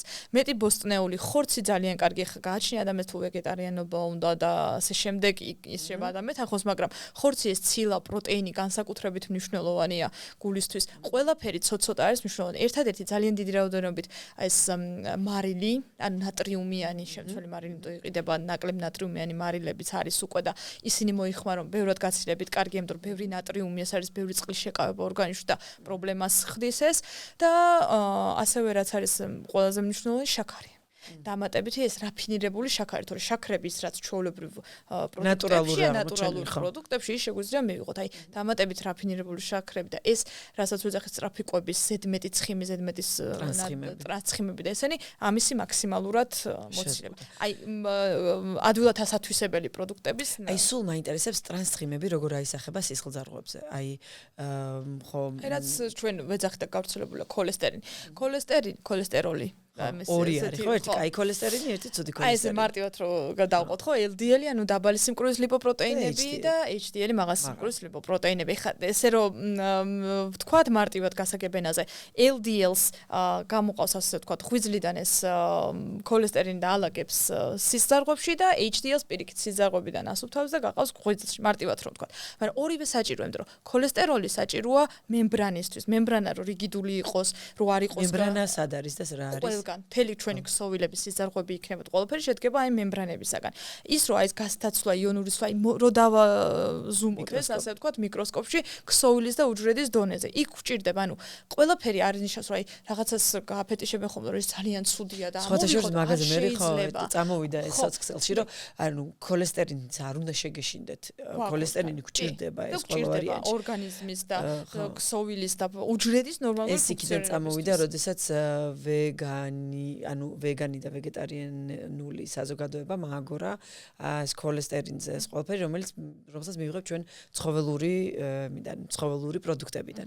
თუმცა ანუ მანდაც მე წამოვიდა შემდგომ კონტრ არგუმენტები რომ ორივე ბოდიში გაგაწყვეტნე ორივე ქოლესტერინი არის ძალიან საჭირო, მაგრამ ეხლა ძალიან კარგად უფრო შენაგვიხსენი. ხო. და აი მაგას ვიძახე რომ ის საჭირო ამ ორგანიზმის შენებაში ასე ვთქვათ ამ მემბრანის უჯრედის დონეზე. შესაბამისად ეს ცვლა უნდა იყოს რა თქმა უნდა, ღვიძლში ხდება ამ ყველაფრის შემდეგ სინთეზი და სინთეზები, ეს ტრანსპორტირება უნდა მოხდეს. აქ რაოდენობას გააჩენს, ზედმეტი არაფერი არ ვარ გახდა. არც LDL და არც HDL და არც ნაკლები არ ვარ არაფერი რო იყოს. ამიტომ ესენი უნდა იყოს ყველაფერი მაქსიმალურად კონტროლებულ ქვეშ, კონტროლის ქვეშ. ამიტომ ქოლესტერინის რაც შეეხება, სადღაც 70%-ია ჩვენ რასაც მივიღებთ და 30% ისეც თავად ასე ვთქვათ, ღვიძლი მერე გამოიმუშავებს და იმას. ამიტომ უნდა დავარეგულიროთ ეს კვებითაც და კვება ერთი არის რომ არსებობს ესეთი ოჯახური ჰიპერქოლესტერინული დაავადებები უბრალოდ რომელსაც ვერაფერს ვერ უზავთ, უნდა ვამენეჯიროთ წამლით და მივხედოთ ასე ცხოვრების სტილით არა? კი, ცხოვრების სტილით. როცა ვიცით რომ მე გენეტიკურად ესე დატვირთული ვარ. ერთი უნდა ჩავხსნათ მაშინ კვებიდან ჩავხსნათ, იმიტომ რომ ვიცით რომ იმას გენეტიკურ დონეზე ვერ უშველით და დამენეჯირებაში ეგეთ შედის წამალი და პლუს lifestyle modification ეს რაც არის და მეორე არის რომ თუ გამოწვეულია რომ კვებას მოხსნი და ეგრევე დამილაგდება ყველაფერი, ამიტომ არის რომ ეგრევე წამალს არ უნდა ვეცეთ ასე ვთქვა და წამლით რაღაცების კორეგირება არ უნდა დავიწყოთ. პირველ რიგში მოვაგვაროთ ეს რომ ეგება რუტინა შევქმნათ რომ ადამიანმა ეგეთ ხარჯეფექტურია. რადგან ცხოვრება ადამიანის წამალზე დავსვათ. ადამიანს ის კვებაც ხარჯეფექტური ადამიანისთვის, რაც ცოტას მიიღებ ისეთ იმას ცოტა დანახარჯიც იქნება და ჯანმრთელობა შენარჩუნდება და ჯანმრთელობაზეც მე ამისი და აი რო დაუბრუნდეთ ტრანსხიმებს, როგორ აი ტრანსხიმები, აი რომელ ქოლესტერინის წამოიღება. აი ეგ ცუდი ქოლესტერინის. ცუდი ქოლესტერინის. ხომ რა ეგ ცუდია? მოდი არ ვთქვათ ცუდი LDL თავისი ფუნქცია აქვს, მაგრამ ზომიერებაში ის უნდა იყოს. რა თქმა უნდა, მას თავისი რეინჯი აქვს. აი სისხლთან არის რომ ვიკეთებ, თავისი რეინჯი აქვს, სადამდე უნდა იყოს. ნუ ყოველ შემთხვევაში აქტიურად ჩვენ ვიყენებთ მაგალითად დოზას, რომ 100-ზე 100, 70, 100 ესე უნდა შევინარჩუნოთ პაციენტებთან, რომელსაც აქვს გულსიზრახთა პრობლემები. HDL 50-ზე მაღალი და ასე შემდეგ. საერთო ქოლესტერინი 200-მდე და აი გვაქვს ეს რეინჯი, ანუ ხო არ ნიშნავს უნდა გავანულოთ ეს LDL. და ტრანსცხიმების შესაბამისად ტრიგლიცერიდების რაოდენობას, ანუ მიღებული ცხიმების რაოდენობას, პლუს LDL-ის რაოდენობასაც ძალიან ზრდის, რომელიც რა შვება. ალაგებს, იმიტომ რომ საწა იყოს ეს ცხიმი. ანუ ორგანიზმს რაც არ უნდა ზედმეტი. ორგანიზმი ძალიან მოწესრიგებულია და იცის რა ჭირდება. მარაგშიც კი იცის რა ჭირდება. რაც არ ჭირდება, მე ალაგებს ისეთ ადგილას, აი წარმოიდგინეთ რაღაცა სათავსო გაქვთ სახში, გადაგევსოთ და მე ის ყველაფერი დაალაგოთ ან შემოსასვლელში, ან დაილაგოთ საძინებელ ოთახში. ხო, ის არის არაკომფორტული. იგივენაირად არის ორგანიზმი. მაქსიმალურად მოიშოროს, სადაც ადგილს იპოვის, სადაც ხვრელს იპოვის, ასე ვთქვათ. და კარგად მივადექით ზუსტად ვისერალურ ცხიმებს. აი ვისერალური ცხიმი, ჩვენ ვიცით, რომ ეს არის აბდომინალის როგორ ვთქვა, აბდომინალ არეაში, ხო, მუცლის შიდა ცხიმი, რომელიც განლაგებულია ორგანოების გარშემო შემოხვეული. აი რამდენად განქვეშა ცხიმი არის მე უკვე როცა ორგანოების შიგნით. მაგაზეც არის ის მოწოდებული, რომ ქალებშეს უნდა იყოს გარშემოწერილობა წელიწადს ვუყურებთ ჩვენ 80-დან ნაკლები. აი რამდენად დაკავშირებული არის ეს გულის პირდაპირ არის დაკავშირებული. იმიტომ რომ პირდაპირ იწვევს კორონარული არტერიების დაზიანებას, ანუ გულის სიზარღვების მომარაგების, ასე ვთქვათ, დაზიანებას. იქ ხდება ათეროსკლეროზული პროცესი, რაც ვთქვით, აი იგივე აი ტრიგლიცერიდები და LDL-ის პროცესში. ეს სკლეროზული პროცესი გულში ათეროსკლეროზული გულის კვებავს სიზარღვებში, აი რაც ვთქვით, რომ გულის შიგაშრე სიზარღვის ზიანდება და იქ ამ ქოლესტერინის ფოლაქების ჩალაგება ხდება შემდეგ, რაც შევიწროებას იწვევს და რაც შეიძლება ინფარქტის მიზეზი მერე გახდეს. ანუ გულის აბდომინალური ცხიმი ზუსტად AMC წყარო არის. ამიტომ ჩვენ გვაქვს ესეთი მოწოდებული პროტოკოლი, შეიძლება ხა დაგღალეთ ამ პროტოკოლების იმით, მაგრამ მაგით სარგებლობთ, რომ ქალებში გარშემოწერილობა 80-დან ნაკლები უნდა იყოს, მამაკაცებში 90-94-დან ნაკლები. ამას თუ გადაცდება უკვე 80 რის გარშემოწერილობა? ჭიპის გარშემოწერილობა 80-დან ნაკლები. უმბილიკალან ჭიპთან რაც არის ეს ზომა. და კაცებში 90-94-დან ნაკლები, რომ შევინარჩუნოთ, ასე ვთქვათ, გულის ჯანსაღი ორგანოები. და BMI 30-ზე ნაკლები ჩვენ ესე მივხვდით. 30-ზე იდეალური, 30-ზე ნაკლები. 30-ზე ზემოთ უკვე არის ინსულინი და 30-ზე ზემოთ 80 ქალებში გარშემოწერილობა სანტიმეტრი და 90-94 კაცებში მაღალი, აქ უკვე lifestyle modification-ზე გადავიდეთ. დედა. რა, მეტი რა ვქნათ. აი მე ძალიან მეჭყვები ხოლმე ყოველ დღე დედაჩეს, მაგრამ რა ვქრა. მოკლედ. ესე იგი აი ძალიან საინტერესო არის, ძალიან კარგად მივიდივარ, ძალიან მომწონს მე ეს ყველაფერი და ეს თემაც რო შევაჯამოთ, ხო? ტრანსხიმები ჩვენ რაღაც შეიძლება ისე გადავახტით, რომ მსმენელმა ვერ გაიგოს. ტრანსხიმები არის სწრაფქვებაში, რომელიც რა თქმა უნდა შეიზღუდოს და ასევე ტრანსხიმები შეიძლება შეგხვდეს თაროს პროდუქტებში, სადაც თვითონ manufacturers როგორ არის, ანუ მწარმოებლები ცდილობენ, რომ ამ თაროზე ეს პროდუქტი ძალიან დიდხანს გადარჩეს, რომ მე შესაბამისად სწრაფ წარმოება არ მოუწიოთ და ხარჯისთვის იყოს ეს ნაკლებად დამრწმელი, ხო? ჯიბისთვის უბრალოდ. შესაბამისად ტრანსხიმები უნდა შევამციროთ და ვისერალურ ცხიმებზე უნდა ვიზრუნოთ. ანუ ვისერალური ცხიმი არის ეს უკვე მუცლის გარშემო წერილობა, სადაც ორგანოები წლები არის უკვე გახვეული ცხიმის ასე ვთქვათ პატარა ბადეში, რომელიც აგერ ნანას თქმით შეიძლება წარმოქმნას გულში ათეროსკლეროზული პროცესები, რომელიც ძალიან რა თქმა უნდა ძალიან საშიში არის. წეგან ერთი რაღაცა ახსენე და მინდა რომ აი ამას იმიტომ რომ ძალიან იდეალურად გვიხატავ ამ ყველაფერს არ ვიცი it's good to be true ხო იცი რომ იტყვიან. ანუ რომ თქვი წეგან აი ამ სიტყვას ჩამოვეკიდე რაღაცნაირად ხარჯ ეფექტური არისო, როდესაც ადამიანს წამალზე არ შესვავდა, ანუ რამდენად ეფექტური არის ეს სამედიცინო სისტემისთვის ზოგადად. ეხლა რო ავიღოთ ბიზნესის კუთხით თუ მეკითხებით რა თქმა უნდა. არა, მე მართლა მაინტერესებს, არის მომართული მედიცინა, იმიტომ რომ ევროპაში არის ესე იქ რიგში დგომაზე იმხელა, ანუ ეს ხო უფასო სისტემა არის არა და რა შედარებით რადგან უფასო დააქვს ადამიანს ამ რიგებში რო არ იდგე და ხუთ-ხუთი თვე რო რიგში არ მოგიწიოს დგომა, ურჩევნიათ რომ ეს ესპანეთში ძალიან ის ხო, ესპანეთში ხო, იმიტომ რომ ექიმთან იქ მოხვედრა და ძალიან რთული არის, ანუ თვეობით რიგები გიწევს. შესაბამისად გეუბნებიან რომ ადექით მე პირველი, ანუ ინგლისშიც ესე იყო, ინგლისში პირველი რასაც გვეკითხებოდნენ, იყო წყალსვავ, წყალი და სიგარეტი. და lifestyle, ანუ მოძრაობა. და აი ამითი არეგულირებდნენ, მაგრამ ჩვენ გვაქვს უკვე ის ფუფუნება, რომ ჩვენი მედიცინა აი ამაზე იყოს ორიენტირებული, რომ აი ესეთი ძალით მიაწვეს პაციენტს მოძრაობისკენ, კვების კონტროლისკენ, lifestyle choices, როგორც ცხოვრებისეული გადაწყვეტილებებისკენ, რასაც ახლა შენ ფაქტიურად ესე საკმაოდ ისე ზომიერად აგრესიულად აწვევი და ძალიან მიხარია, აი ძალიან. ხო, ცდილობ ანუ რაც ეს არის რისთვისაც ასე ვთქვა. ესე რაც მომწონს და მეორეზე ეს არის რომ იცოდე შენი საქმე და გააკეთოს, ანუ პაციენტის მადლობა ხომ მნიშვნელოვანია. გარდა იმისა, რომ მორჩება და კარგად იქნება ხანგრძლივ პერიოდში. მაგრამ შენი ხელფასი არა მნიშვნელოვანი. მნიშვნელოვანია, რა თქმა უნდა, ჩემი ხელფასი მნიშვნელოვანია, მაგრამ ანუ მე იმას არ რომ მე პირიქით ძალიან მომწონს ეს, მაგრამ ანუ ჩვენი სამედიცინო სფერო რამდენად არის მზად, რომ აი ამისკენ გადავიდე და არის თუ არა ეგ ცვლილებები დაწყებული. შენ მაგ სფეროში ხარ და უფრო იცით როგორ არის ძალიან ისეთი ჩახლართული რგოლია, ასე ვთქვათ. აქედან ფარმაცევტული კომპანიები, აქედან ექიმები, აქედან ჯანდაცვის სისტემა ძალიან ისეთია. მართალია ყველა ჩვენი ჯანდაცვის სისტემაც და მსოფლიო ჯანდაცვის სისტემაც აწვება ამ პირველად პრევენციას, რაც არის რომ რისკ ფაქტორები მაქსიმალურად მოხსნათ. მეორადი პრევენციაც ასე ვთქვათ, ადრეული დეტექცია და სკრინინგები და მესამეული პრევენციაც ასე ვთქვათ უკვე დამართებულზე გართულებები მოხსნათ, ხო? თავარი არის რომ ეს პირველადი პრევენცია იყოს ესეთი კარგ დონეზე. ის რომ ეხლა აი რასაც ვიძახეთ რომ წამლებისგან და იმისგან ან სოფლიო პრაქტიკა ეს აი როგორი არის ისიც მე ვთვლი კი არა მჯერა რომ ახალგაზრდა ექიმები ბევრი არის უკვე ისეთ დონეზე, აქვთ უკვე ისეთი განათლება და არიან უკვე აი ამ თანამედროვე ცხოვრებას, ასე ვთქვათ, აყოლილებით არ ხო არის უკვე ჩაკეტილი, შეიძლება ვიგულისხმოთ ეს რომ სიტყვაზე 90-იან 80-იან იგივე 70-იან წლებში ცოტა ჩაკეტილი იყო ამ ხრი მედიცინაც, ანუ ვერ გადიოდნენ, არ იყვნენ საშუალება. ეხლა ყველაფერი საშუალება. ეხლა წახვალნების მემოში პრაქტიკას გავli ენის პრობლემა არ არის არაფერი და ასე შემდეგ. ხო, ახალგაზრდებს გულისხმობ მე აღინიშნოს რომ აი ამ ყველაფერს თავისი ჯიბიდან აკეთებს სამწუხაროდ ანუ აი საზღვარგარეთის პრაქტიკებს და იქ თუნდაც ეს რეზიდენტურას და ასე შემდეგ ეს ყველაფერი ხდება შენი დაფინანსებით. ხო, იმიტომ რომ არ არის სამწუხაროდ აქაც ეგეთის და თუ გინდა რომ ისწავლო, თუ გინდა რომ მაინც იქ მოხვდე და ასე შემდეგ, უნდა იცოდე ენაც იმ ქვეყნის და ასე ვთქვათ სამედიცინო ესეც. ამიტომ მომდი ხა ესპანური მიყვარს და უბრალოდ ესპანური მედიცინის გამო არ გადამწყვეტე, მაგრამ თურქული გადავწყვეტე მედიცინის გამო ოფიციალურად. და ამიტომ ცოტა უნდა რაღაცნაირად აი დავიცვათ შუალდი, ხა ვისაც წამალი ჭირდება და უნიშნოთ, ვისაც არ ჭირდება, არ დავსვათ ამ წამალზე იმის გამო, რომ სიტუაცია პაციენტი ჩვენთან იარონ. აი ესეთი პოლიტიკა, იმიტომ რომ რაც არ მესიამოვნებოდა სიტყვაზე, აი მარტივად რა ვიყოთ, მე გამიკეთონ ჩემი ოჯახის წევრს ახლობელს გაუკეთონ, არ მინდა მე იგივე იმას გაუკეთო, ხო? ანუ ცოტა ესეთი მომენტი ხა, აქ რელიგიური კუთხეც არის, მორალურიც არის, ყველაფერი უნდა ჩართოს ადამიანმა, ეთიკური, ანუ არ არის ხა. თავარი არის პაციენტის კარგად ყოფნა. მაგაზე უნდა ვიფიქროთ, ჩვენი პროფესია არის იქ გადახვევები რაღაცა კი შეიძლება 1-2 გადაუხვება, მაგრამ საბოლოო ჯამში 1-2 სხვა და დაგროვდება ისე რომ ცუდად შემოგვიბრუნდება. და პატიოსანი ამ შრომით თუ შეიძლება რომ პაციენტი დაზოგო, აი რო იფიქროს საკუთრებას რატო უნდა გადახარჯოს სიტყვაზე 1 წლიან კურნალობაში ან რაღაცაში იმდენი თანხა, რომელიც შეუძლია ამით მოაგვაროს.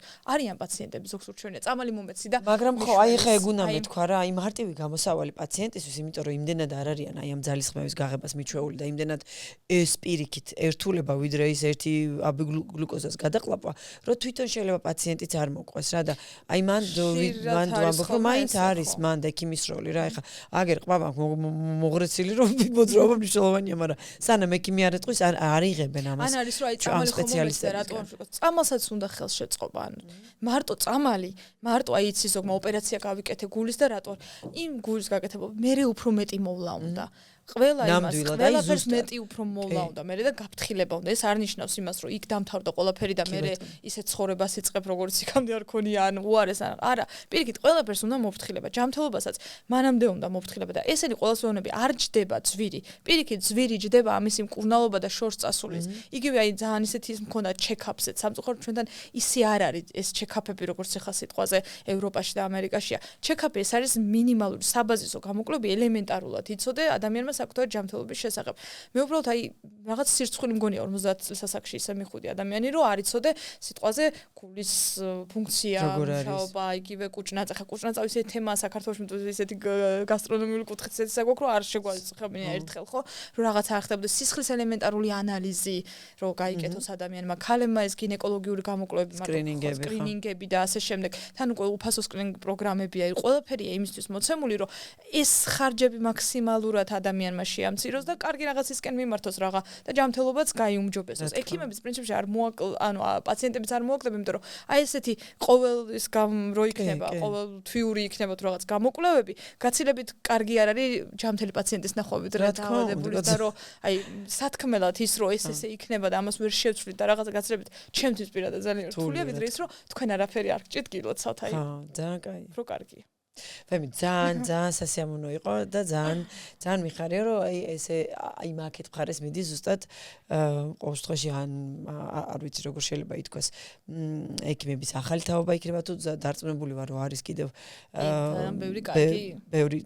ძალიან ბევრი კარგი სპეციალისტი რომელიც ყოველთვის ცდილობს up to date როგორ არის ინფორმაცია განაახლოს ყოველთვის ჩადოს ინვესტიცია ახალ შრომაში იმიტომ რომ მე მგონია რომ მედიცინა როგორც ყველა ნებისმიერი სფერო ესეთი ჩაკეტილი და დასრულებული წერტილი არ არის ის სრულ ვითარდება ახალ-ახალი კვლევები იდება. აი თუნდაც დღეს ვიცით რაღაცა სიტყვაზე ლაპარაკობთ უჯრედულ დონეზე, მაგრამ გავაწლები და რაღაცა ახალი აღმოჩენები გაკეთება. იმიტომ რომ ორგანიზმიც განიცდის ადაპტაციას ცხოვრებასთან. და მუდმივად ახალ რაღაცებს ვსწავლობთ, ასე რომ ეს განვითარებადია და ძალიან საინტერესოა. ბოლო კითხვას და გიშვებ მოკლედ.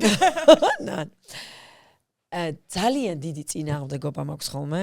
როდესაც ეხლა მე ხომ წერ ბლოგი მაქვს და მე მგონი დღეში ერთი 200-500-მდე შეკითხვა შემოდის ხოლმე რა განსაკუთრებით მაშინ რომ ძალიან რეგისტრაცია მიდის ჩემს რომელიმე პროექტზე ან მოკლედ საკმაო რაოდენობის მესიჯები შემოგდის ჩვენ დღის განმავლობაში და ნუ რა თქმა უნდა იქიდან 50%-ზე მეტი მოშლილია ადამიანი ჯანმრთელობი და მაგით შემოდის კითხვა თორე ანუ ჯანმრთელობის პრობლემები რო არ ქონდეს ადგებოდნენ და ეგრევე დარეგისტრირებოდნენ მაგრამ დამატებითი კითხვები აქვს რომ იცი რა არის მე ეს მაქვს და შეიძლება თუ არა ვარჯიში ეს მაქვს ხო იქიდან კიდევ ძალიან ბევრი პროცენტი მოდის ექიმიდან დარიგებული რომ ვარჯიში არ შეიძლება და აი ხა შენ სფეროში კარდიოვასკულარულ სფეროში ნუ აი მართლა ძალიან დიდი წინააღმდეგობა მიჩნდება როდესაც გულის ექიმს ხედა უშველებელი ღიპით მე მაგალითად ანუ ღიპით სუდათ არ მიიღოთ ჩემგან ძალიან მწუხაროდ იმიტომ რომ ანუ ესთეტიურად არ ვაფასებ მე იმიტომ რომ ჩემთვის ახლა ეს ღიპი არის ის ვისერალური ცხიმი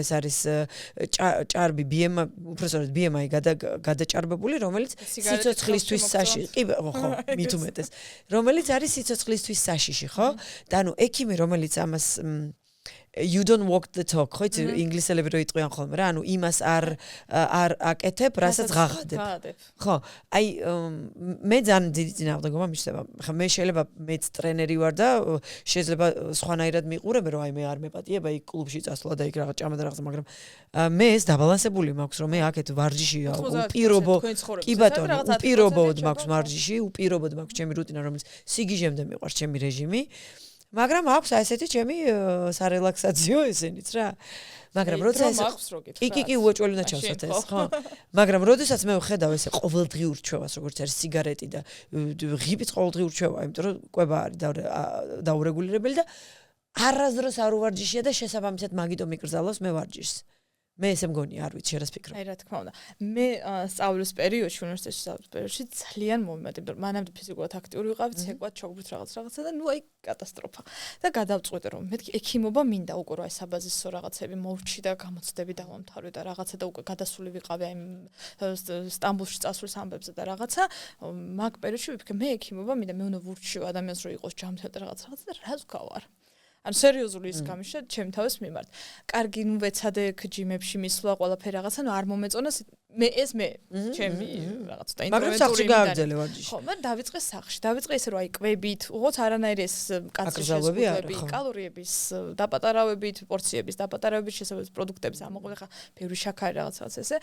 კვება და ვარჯიში და მივხვდი რომ ეს ვარჯიში რომ დავიწყე ან მანამდე მეც ესე ვუყურებდი რომ მეზარებოდა მივხვდით იმის რომ სულ აქტიურად ვიყავი მთელი ბავშვობა ჩემი მშობლების რომ ესე აქტიურად ვიყავით ის პერიოდი რაღაცა ძალიან აი ხო გესმით რაღაცა რო აქ ხდება რომ აი ძალიან ისეთი მჯდომარი ცხოვრების მერე რო ზიხარ 14 საათზე მეცადინო უცბად განძრევა კატასტროფა და რო დავიწყე და მივხვდი რომ სადღაც 9 წლის მერე უკვე იმდენად ობსესიურად მინდოდა აი სადმეც რო წასული ვიყავი სიტყვაზე მეგობრების სანახავად რაღაცა ბრუნდებოდი სახში მიყვარდა საღამოს ვარჯიში მეგრევე შხაპი დაძინება უკვე ორგანიზმი გთხოვს აუცილებლად აი კითხოთ აუცილებლად ვარჯიშობდი უნდა მევარჯიშო სულ მცირე აი დაბალი ინტენსივობის რო გამეკეთებინა 10-15 წუთიანი ისე რომ ჩამთლოდ აი შინაგანად ვიყავი დასვენებული რომ მე ეს გავაკეთე მე ეს იმდენად რუტინაში გადავიდა ყველაფერი გადავიდა რომ უკვე რომ ფორმების ესე მივიღე რაღაც ახალმოსლობის მე დაირყვა ცოტა მაგრამ აღვადგენ უკვე რომ ვიცი ის გზა რაც გავიარე იგივეს დავიწყებ ანუ ნების ყოფა და ეს აი პაციენტებს ამიმით ვუდგები რომ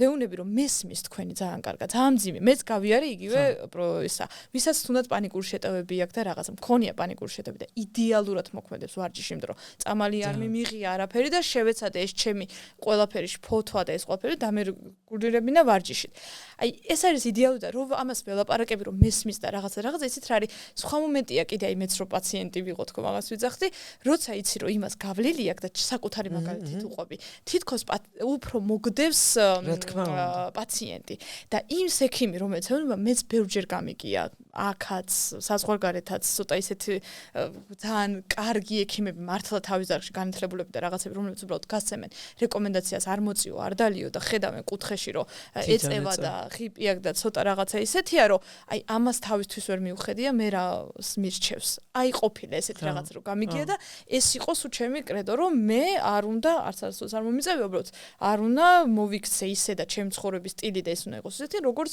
ურჩევ სიტყვაზე ხალხი იგივე კვებაც სად იქნება ხა გადაცდომები ადამიანები ვართ იქ დალევკიდევაც ცოტა ისეთი ჯანმრთელსაც რაღაცას მიიღებ კი რა თქმა უნდა 80% ეს უნდა იყოს, ამიტომ ჩემ თაობაში ექიმების უფრო კიდე ვაკვირდები, რომ ამას აქცევენ ძალიან დიდ ყურადღებას.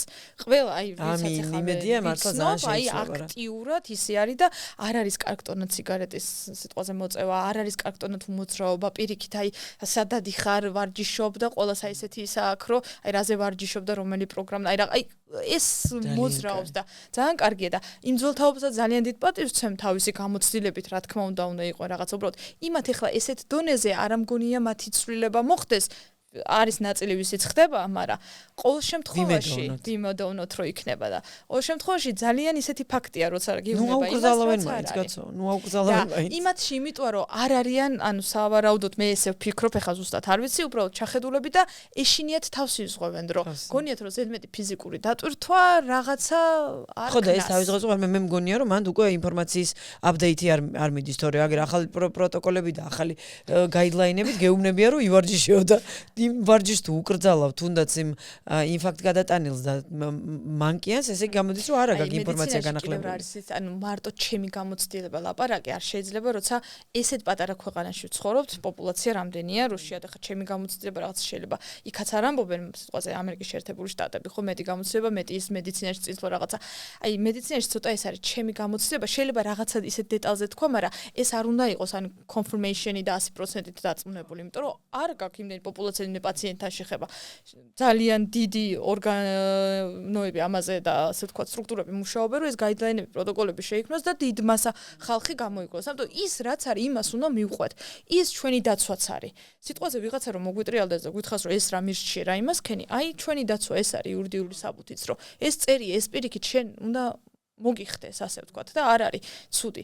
ამიტომ მე მგონია რომ ის ვინც ამას არ ურჩევს და რაღაცა იმ მეწყოლია პაციენტი მოსულა, ახალგაზრდა გოგო რომელმაც წონებით დაიწყო ვარჯიში და დავასახელებ ერთ-ერთ მმართველობის ექიმმა, უთხრა რომ ეს კატასტროფულად ჩვენთვის ეს არის არ შეიძლება აკრძალულიყო აბსოლუტურად ჯამთელი, არაფერი, პირიქით გენეტიკა კარდიოლოგიური მხრივ ძალიან დატვირთული ქონდა, რაღაცა ორსულობებიც არ ქონდა მთლად ნორმალური და პირიქით მეუთხარი წონებით დაიწყო. კვირაში 2 დღე მინიმუმ ძალიან კარგად ისე იქნები. შემდეგ ჩეკაპზე რომ მოვიდა, იდეალურად არ მენტალურადაც ისე მოხსნილი იყო. ძალიან მაგარია. მე პატარა კითხვა ვერ გიშვებ. რა მაინტერესებს, როდესაც გადიოდი მედიცინას? თუნდაც აქ საქართველოში გაქვს ხო დამთავრებული ბაკალავრით და ხო უნივერსიტეტი. რამდენი საათი ეთმობოდა იქ, აი ზუსტად აი ამ პროვინციაში, აი კვებაზე, ნუტრიციას, ან თუნდაც მოძრაობის მნიშვნელობას. აი რაიმე სადმე მოხდა ამისი შესწავლა შენს რომელიმე აკადემიურ წლებში. თუ ეს იყო ცალკე დამატებული, აი შენი ძალისხმევით გაღებული და გაღრმავებული ცოდნა. იცით, იმ პერიოდში იყო, რომ იმ პერიოდში ვსწავლობ ჩვენ საბაზისოს ძირითადად ეს დაავადებები და მათი როგორ ხდება პათოლოგიური, ფიზიოლოგიური ყველაფერი მკურნალობა და ასე შემდეგ. მე როგორ კლინიკურ ნაწილში გადავდივართ ესეთი clinical skills არის კლინიკური უნარები, სადაც გვასწავლიან აი როგორ უნდა მართვოთ და მენეჯეროთ გარკვეული დაავადებები და დიფერენცირება ერთმანეთში როგორ უნდა მოხდეთ. იქაც რაღაცა ხაზგაზმით იყო, მაგრამ ესე უშუალოდ იყო უკვე ჩემი რეზიდენტურის წლებში და იყო იმ პერიოდში როცა მე ესე თურქეთში დავდიოდი თუნდაც სტუდენტობის დროსაც გავდიოდი პრაქტიკებზე ხოლმე აი მაშინ რომ უყურებდი რომ იქ რამდენად ამას მნიშვნელობას ანიჭებდნენ რომ ყველა პაციენტი იყო და ექიმი იყო ლაპარაკობდნენ სულ ამაზე ფიზიკური აქტივობა და იქ ცხოვრების პერიოდშიც რა აი ზღვის სანაპიროზე ჩქარამოსიარული ხალხი და იქ ტრენაჟორებზე მოსიარული ხალხი უკვე იმდენად შექმნილი იყო. მე აქეთაც ესპანეთშიც უკვე რომ აი ესე ეთმობოდა და კურსი ქონდა ჩვენ აი ნუტრიციოლოგია ვარჯიში სპეციალური თურქეთში იყო ეს კარდიოვასკულართან ერთად. რაშიც შენ გაიღე ძალისხმევა.